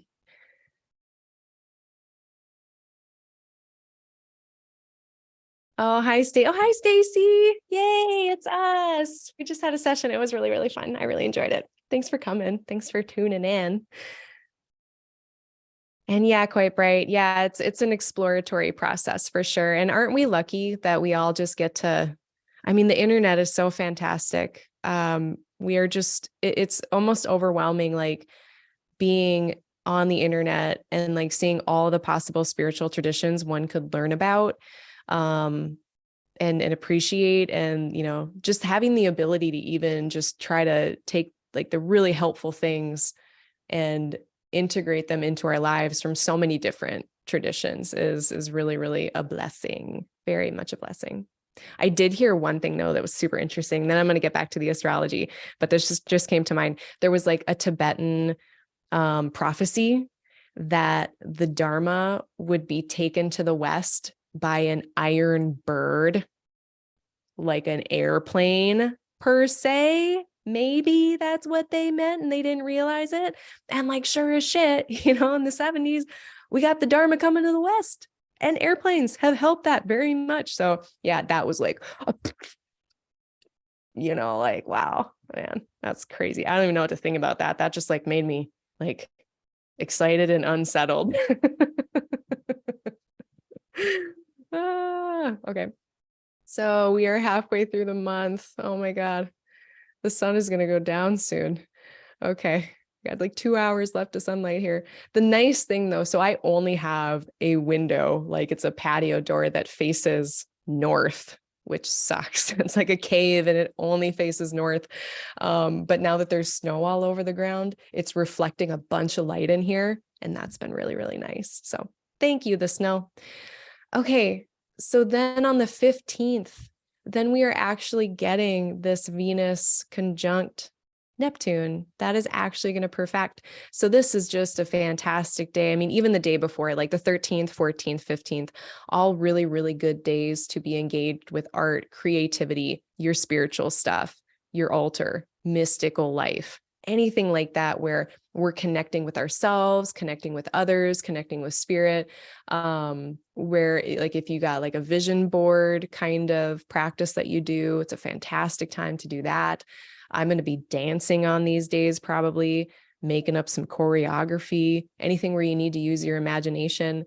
Yeah, it's so romantic. Oh, it's so romantic. Oh, so yeah, take advantage of that. And then we're also going to be having this Saturn Cazimi.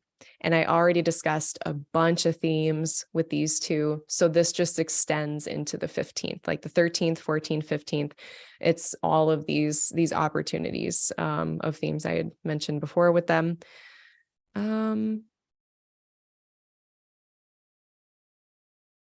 Let's see, I'll save that story. Yeah, I did want to say though, if you're being like this whole like realism, illusion, disillusionment, all of that, like I think this really depends on what you're coming into this sky with. Like if like romantically speaking, let's say you're coming into these days and you've got a fantastic relationship and everything's going great. Cool.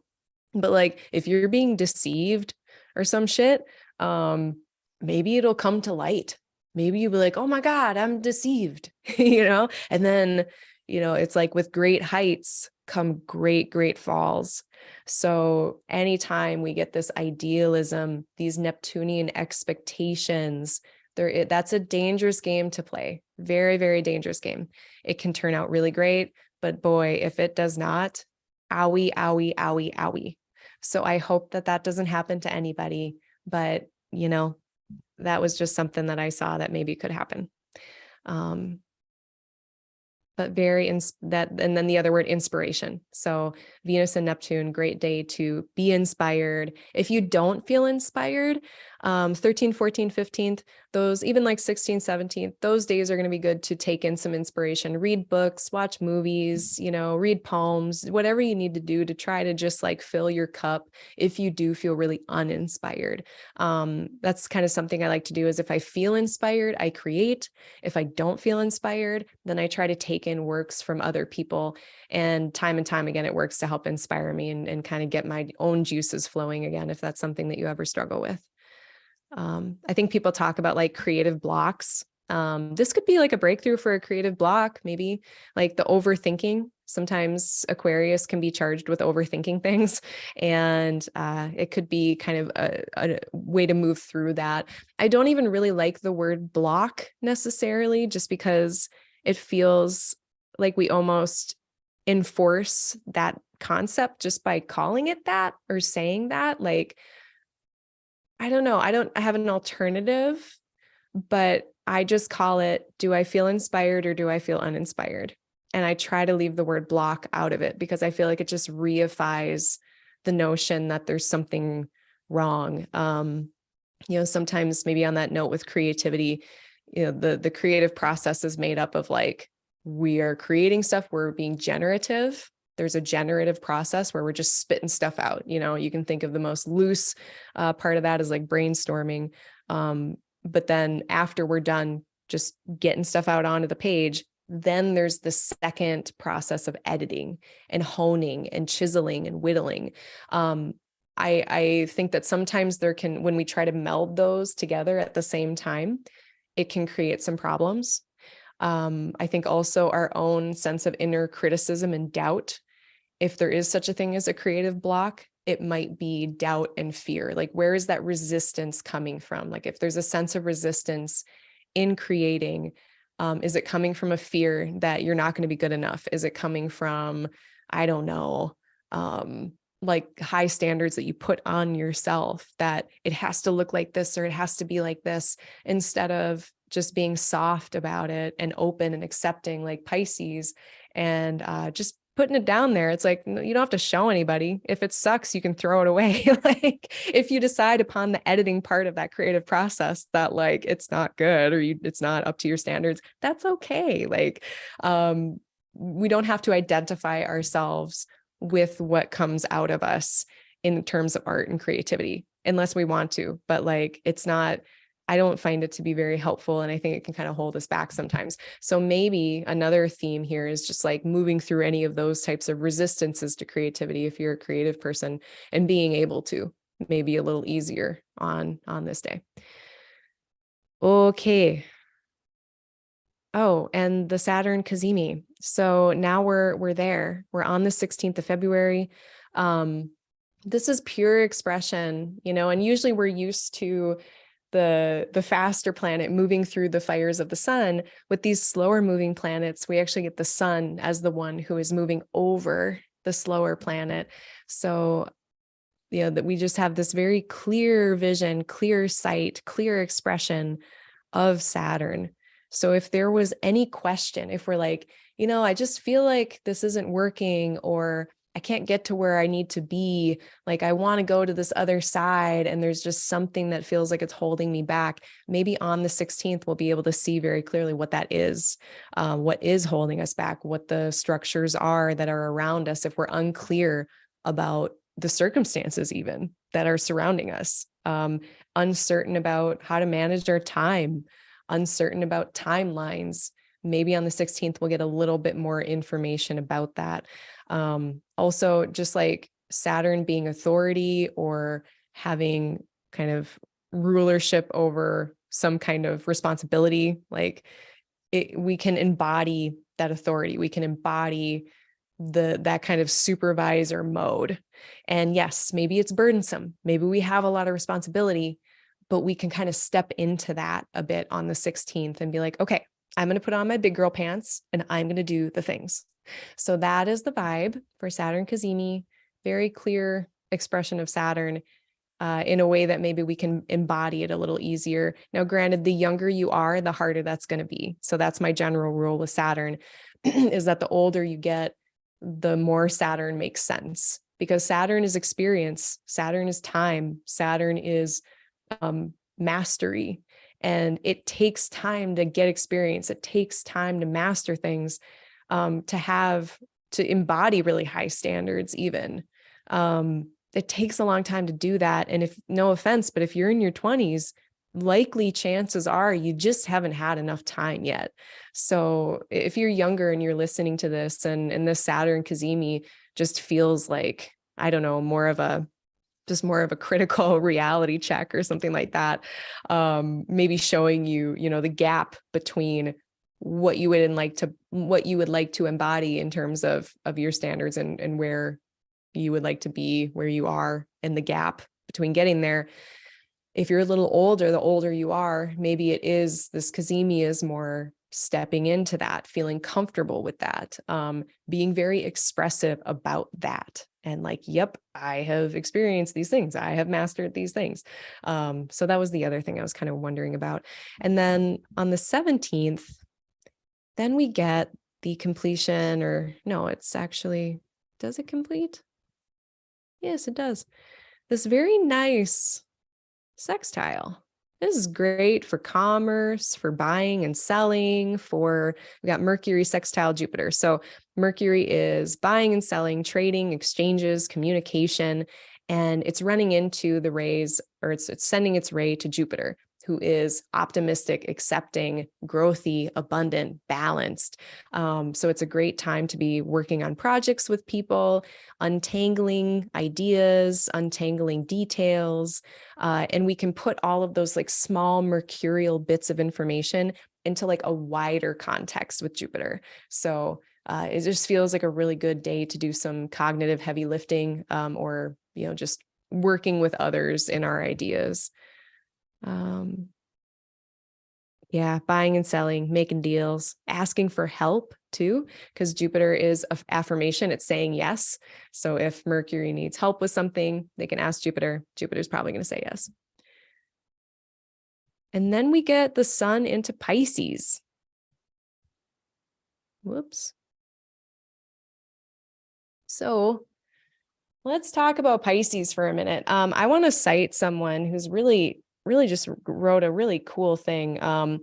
AstroByMax on Twitter. I think they go by Blaze as well, but they just did a really awesome thread about that Pisces is not delusion. And I was like, yes, say it louder for everybody all the time. I'm so tired of Pisces being made to be about delusion. I believe that it is a conflation of Neptune being a modern ruler for Pisces. So Neptune is delusion. Yup, totally. Definitely that. It's imagination, it's vision. It's also just not reality. Like that's Neptune. That's not Pisces. I need to take a drink before I go on this particular rant. And what is this? Hold on.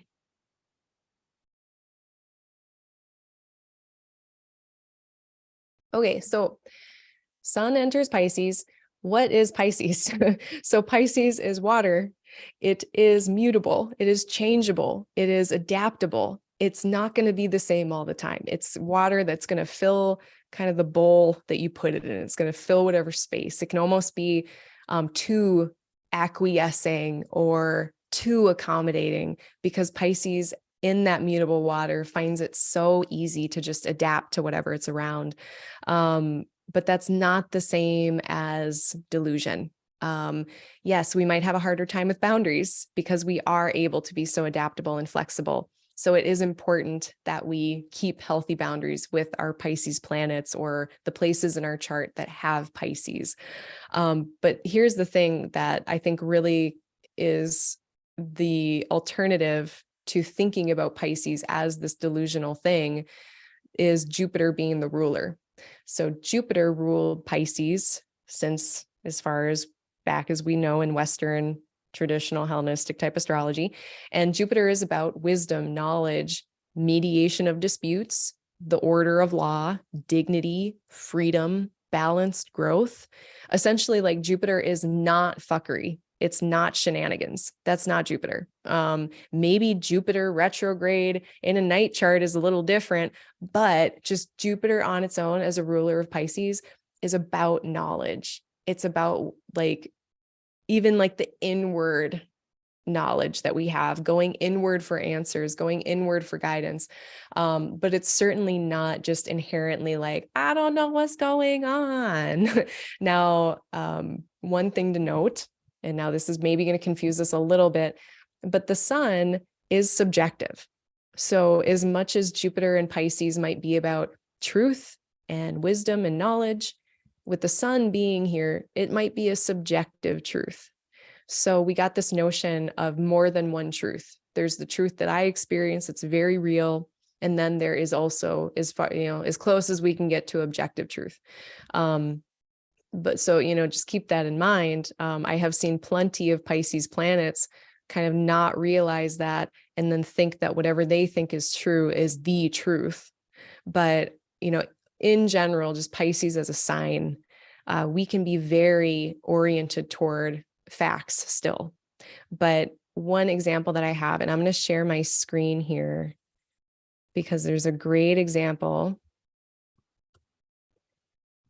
So when it comes to, oh, nope, that's not the example. That's my Aries and Venus example. Hold on one second. It's worth the wait.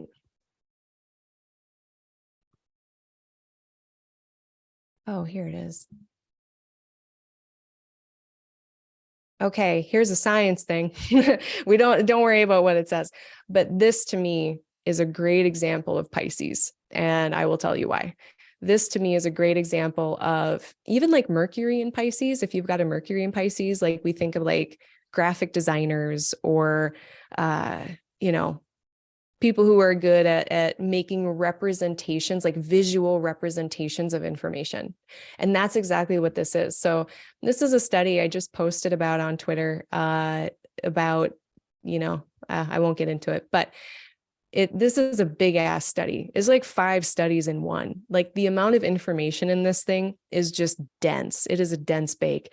And this person made this little graphic here. This whole thing is like encompassing the meaning, the overarching meaning of so much information and truth like that we can find.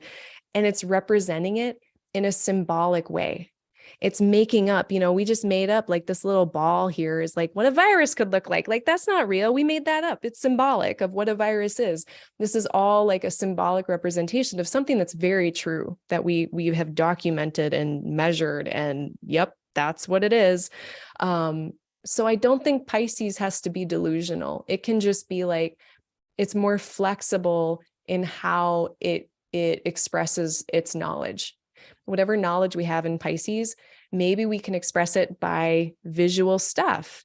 Maybe we can express it through interpretive dance. Maybe we can express it through poetry. Because we're mutable and we have that flexibility. Now we can actually express ourselves in a way that isn't just like, we need Virgo too, but it's much more just like rational. What are the facts? Here are the details. We're not writing poetry necessarily, unless we've got like, some other planets in Virgo, but Virgo on its own isn't necessarily writing poetry.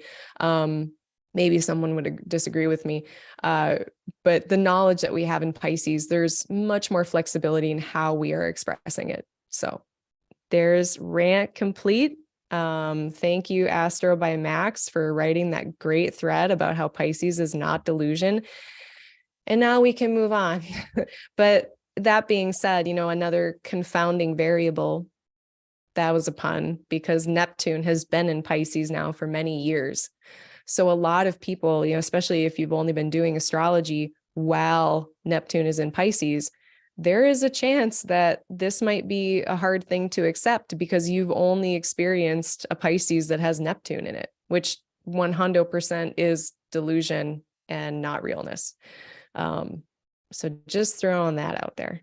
So anyway, on the 18th, we get Sun into Pisces, write some poetry.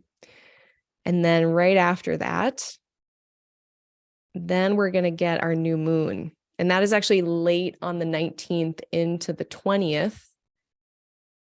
So first, I guess maybe let's back up. We've got the moon that's going to trine Mars between these air signs. As much as I just said that, we've got more of an artistic angle when it comes to Pisces planets, the 19th is a good day to do some intellectual work, intellectual heavy lifting. We got the moon with Mercury and Saturn in this really analytical place, and they're in this really nice trine with Mars. So this is a day to figure out a bunch of stuff and then act on it. Or if we're trying to figure out a bunch of stuff, Mars is able to get more information. If we're having some doubts that we're working through, Mars is very capable. They can exchange that energy very well through a trine to work through some intellectual tangles, any kind of intellectual dilemmas, challenges, anything that requires a lot of cognitive energy. We'll have that available to us on this day. Now, well, I feel like that's later. Excuse me. So then on the 19th and the 20th, let's talk about this new moon.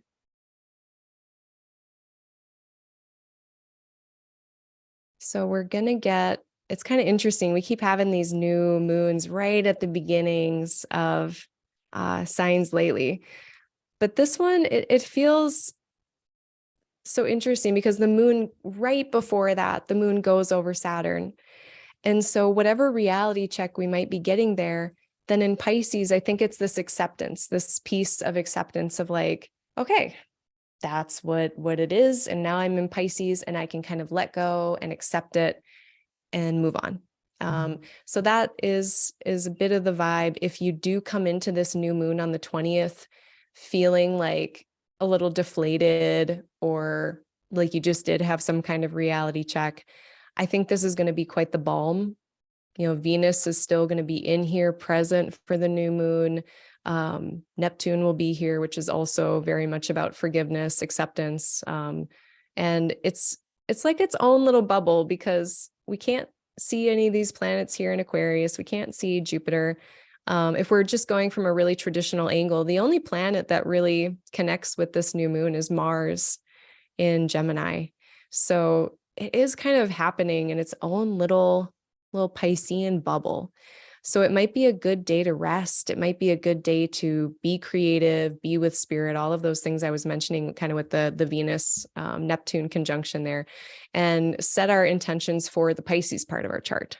So, for me, it's in my second house. So maybe I'll be setting some intentions around my money or creation or development of my skills or something like that, in a way that, like, how can I make money in a way that's actually enjoyable, that I really enjoy? Lucky for me, I'm already doing that.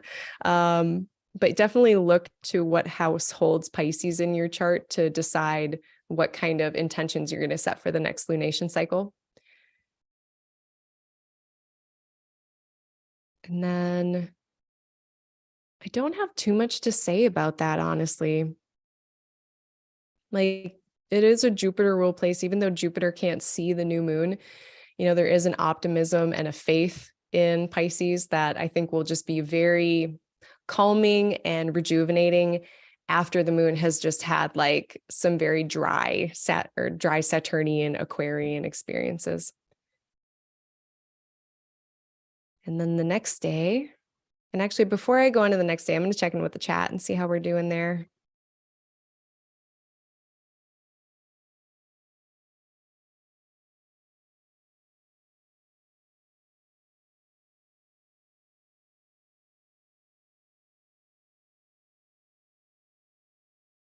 Okay, everyone's doing good. I don't remember what I said about Saturn, but I'm glad you agree with it. And then Quite Bright says that the Neptune Venus conjunction is happening on their natal Mercury. Yeah, do some art, write some poetry, do something creative. That's a really cool energy to be working with. Really fun. Read a romance novel, something like that. But then we have Venus going into Aries. And this is quite the change in dignity. This is a shift for Venus. She just was exalted. She was the guest of honor in Pisces. So not only getting all the resources in Pisces that she would need to engage with aesthetics, beauty, love, art, justice, peace, all of those Venusian things, but she didn't have any other responsibility, and then she gets into Aries, and it's not that Venus themselves has been corrupted, but all of a sudden they are very under-resourced. It's like, imagine going to a place where everything is given to you and then going to a place where nothing is given to you. That is really what Venus is experiencing. And thank goodness she's got Jupiter here that is helping to soften this a little bit. So it's like in Aries, it's more of a place of separation, of short-term type activities. We're initiating things.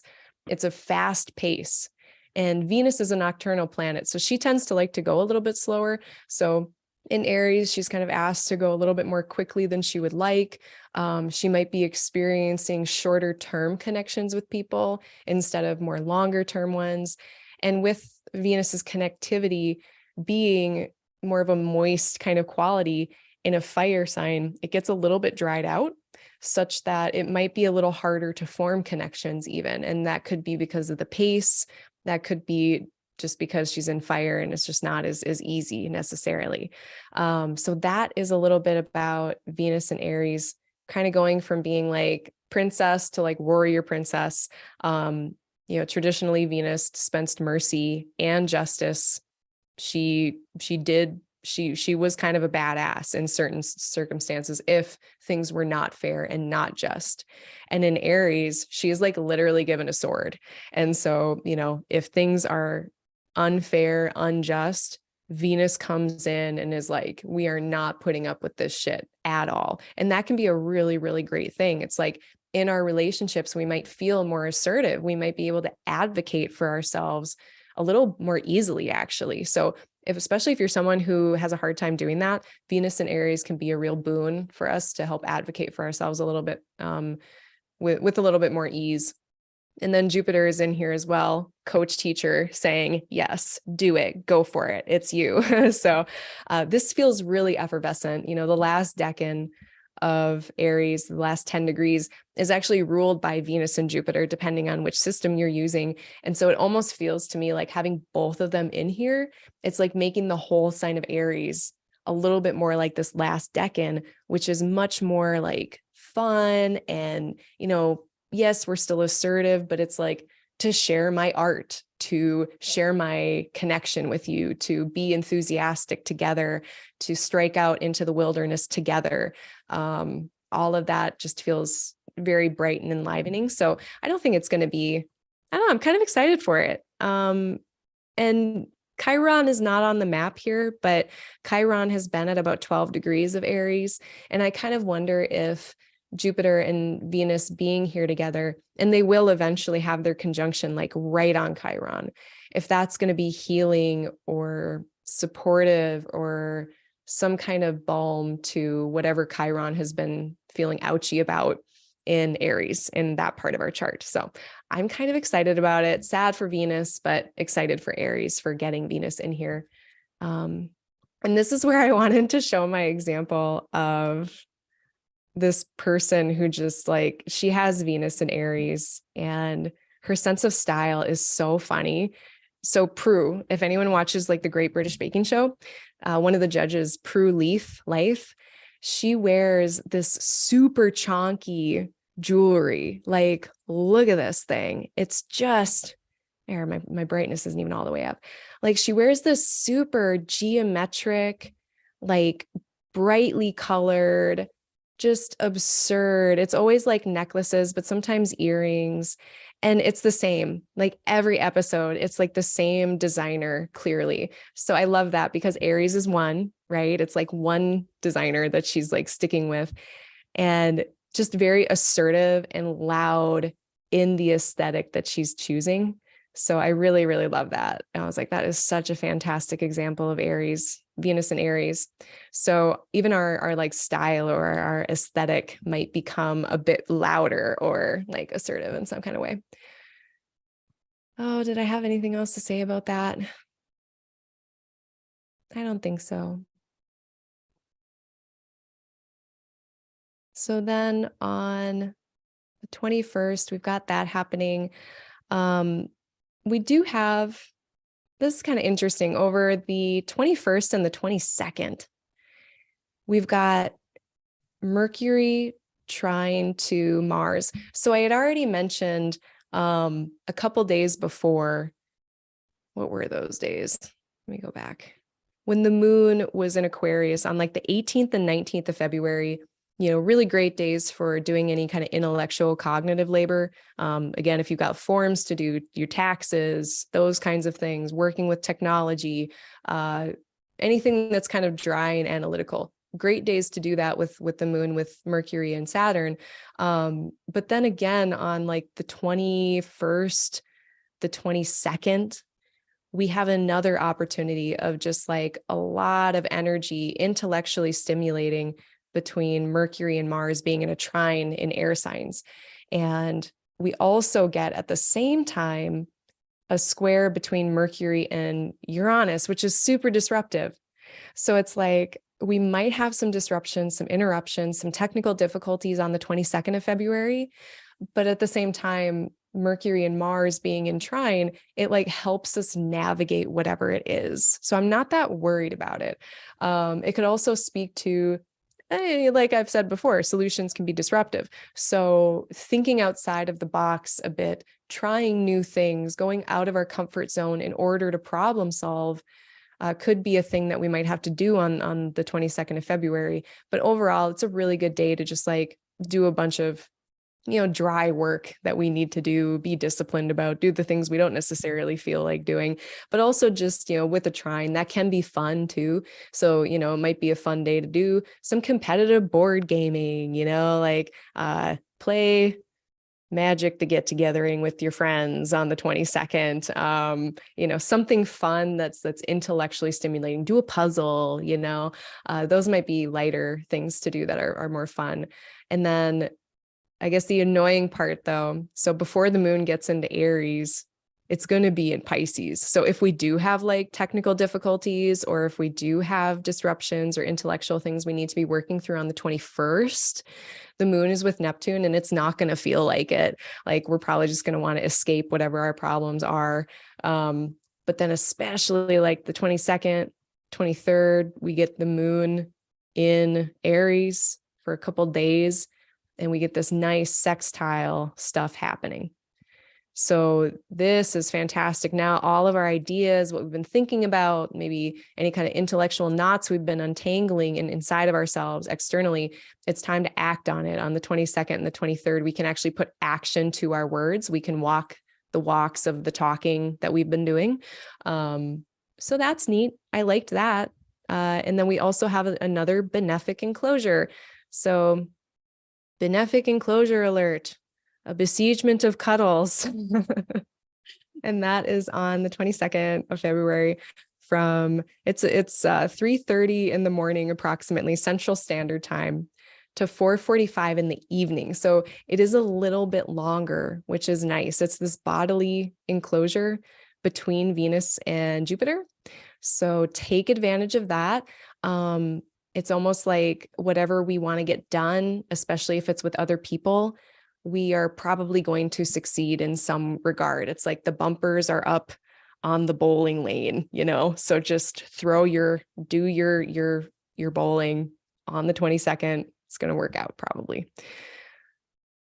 On the 23rd, that's another day that is great for all of these things. We're out of our benefic enclosure, but then the moon comes into an exact by degree sextile with Mars and Mercury.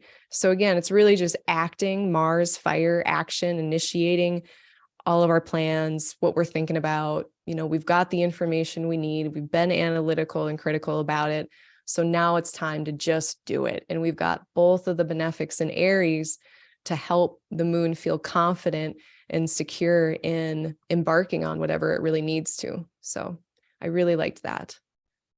And then after that, on the 24th, the moon is going to move into Taurus. Maybe it's time to relax on this day a little bit. These couple days we've been doing, it's been a busy day, several days before the 24th of February. So it might be nice to kind of chill on the 24th. And then on the 25th, Mercury disappears from the evening sky. So it's going to be within 15 degrees of the sun. It had been rising a little ahead of the sun in the morning. That's what we've had for a little while now. And now Mercury is going to be disappearing behind the beams. So this can be a time when, you know, if Mercury is our voice, if it's our words, our thoughts, they're not going to be as easily seen.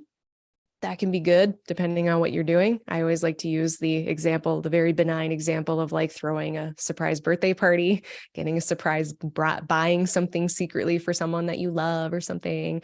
Like it's sneaky, but cute. But like if you're a secret agent person, you know, that's helpful for your job. Anything where you don't necessarily want people to know about, like, yeah, that's going to work a little bit more in your favor. Now, if you're trying to be heard, if you're trying to be seen, if you're trying to be understood, people might not see that as easily. So you might have to try a little bit harder to get your voice out there. Yeah. And that would be the case for about 5 weeks. So Mercury is going to be under those beams until it pops out in the evening sky about 5 weeks after this. Let's see.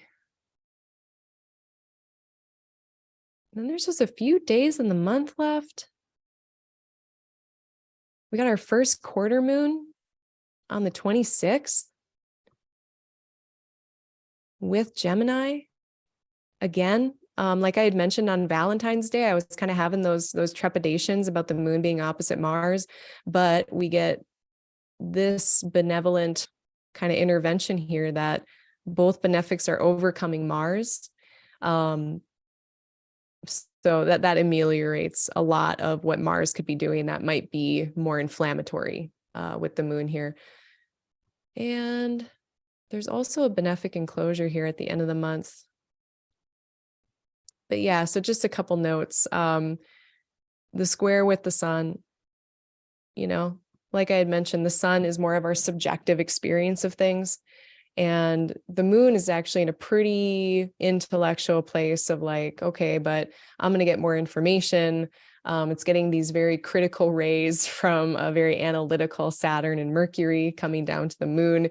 So it's quite different. And I think that might just add to the tension of this square between the sun and the moon, that it's like the moon is at its first pivot point from that new moon in Pisces, where we were kind of accepting and coming to grips with the reality we had just found out about. And now we're just getting even more of that kind of reinforcement that the facts on the ground say this, even if you might want to interpret it in this other way. These are the other kind of facts that might not feel congruent. Not that they are necessarily incongruent, but there's a little bit of a rub there with the square. And then the last benefic enclosure of the month on the 27th, that is going to be, it's actually before the moon hits Mars. And that's going to be from 2:25 in the morning on Central Standard Time to 8 in the morning Central Standard Time. So another one that's a little bit more usable if you're in Europe, Asia, Oceania, it's getting a little late, but more usable for them. It's pretty much like their whole working day. So if you do, it's a really sweet spot to like ask for help, to act on things, to propose ideas to people, because we are getting a lot of that air energy as well between planets. And you might have a little bit more luck during that time. And then late on the 27th into the 28th, then we're getting the moon coming into an exact conjunction with Mars. Mars is direct now. So, it's not like what we have been experiencing the last few months when the moon meets Mars. It's been this mutual application where Mars is moving backwards, moon is moving forwards, and they're running into each other. And it's a little bit more intense. Now that Mars is moving direct, it's not going to be quite as intense. But it's kind of like we had this benefic enclosure. So I'm like, yeah, do the thing, say the thing. It's going to work out, right? And then right after that, it's going to meet Mars. So there might be a little bit of like an adjustment or actions that need to be made. And then after that, it's going to meet Neptune. So there might be a little confusion just for a moment, because then right after the moon gets into the square with Neptune, then it's going to hit Saturn and kind of the check-in with the facts and the reality of things. So just so you know, on like Monday, Tuesday, if there is a little bit of confusion after some kind of action or proposal that you've made, it will be temporary, and some kind of balance will come to that with these analytical, very rational planets coming in and being like, clearing up any kind of confusion. Okay. So I just wanted to state that, because that is kind of interesting that right after we take our action, the moon meets Mars, then it's like Neptune time. And then immediately after that, Saturn time, Mercury time, very rational. So, and then another way to interpret that even could be, generally squares with Neptune are more on the less productive uncertainty. It's not like, if it was like a trine or a sextile, I might be like, oh, we're having an imagining, like a brainstorming session, or envisioning or imagining something. And then Saturn's like, okay, let's make it happen in these ways that are very practical and reasonable. But being it's a square, I'm much more thinking it's just going to be a temporary little blip of confusion that has to get cleared up. Okay. So that is what I'm seeing for the month. Wow. We did it it was actually like 2 hours. It did take 2 hours. That's pretty normal. I'm going to check in with the chat. Any final questions? Anything that we missed that anyone wanted to go over?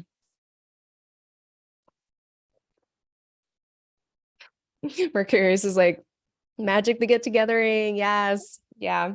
Magic the Gathering. That's what I call it. Benefic squish. Sweaty cuddles. So funny because it's Aries. It's like, it is sweaty cuddles. I love that so much. Okay. It looks like everyone's all cool. Yeah. I appreciate that you also appreciate Prue Leaf Life. I love her. She's great. Thank you everyone for hanging in there with me. I know these get kind of long, but they just keep being this long and I can't do anything about it. And I also don't want to change it. Again, if you like this, hit the like button, subscribe if you want to subscribe. I think, is there any announcements? I am doing my consults as usual. My books are open. My books are always open.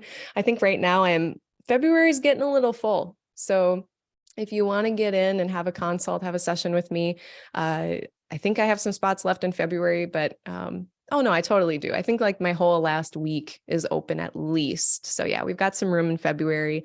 I'm doing tutoring. So I do one-on-one tutoring sessions. If you are a student of Hellenistic astrology and you have questions on any of like the techniques, or you just want to practice. A lot of times what people will do is we'll practice with your own chart. So it ends up being kind of a hybrid tutoring reading session because we're learning about your chart. But of course, we're like the easiest people to learn with. So I like to use that as a teaching tool. But yeah, otherwise we can look at any other charts together and just practice doing delineations. I'm doing research, still doing my moon under bond research. I'm really shooting for like, I want to have 30 to 50 readings with that. Ideally, right now I've had about 12. I've gotten about 12, a dozen, a baker's dozen. So we're getting there, but I definitely still need more. That's a session. It's a 45-minute session for $45. It's very discounted because it's research. But if you have a new moon or a full moon within 15 degrees, so the moon and the sun, either in opposition within 15 degrees or a conjunction, and it can be out of sign. It doesn't matter. So I'm doing, if that's you, you qualify. And the moon under bond, just so you know what it is, just to drum up some interest here. If you're a full moon, it speaks to something that's potentially rebellious or contrarian about your moon or about you in your life. And if it's a new moon, it can speak to something that is potentially concealed or hidden. So it's kind of exciting. And it's been really, I've gotten some pretty vivid examples. My goal with doing that research is that I would really like to create a lecture to then teach other people how to do it and have some real world examples to show, to teach with. So that's the goal with that. I think that's about it. Yeah, just chugging along, enjoying my life, doing readings with people. So I did link all the things below. Read my writings, get a booking. It's all down there. I am going to put timestamps on this eventually. And then I do have the dates of interest linked or listed below. So with that, thank you so much, everybody. I hope you have a good rest of your day. I hope you have a great February, and I hope everybody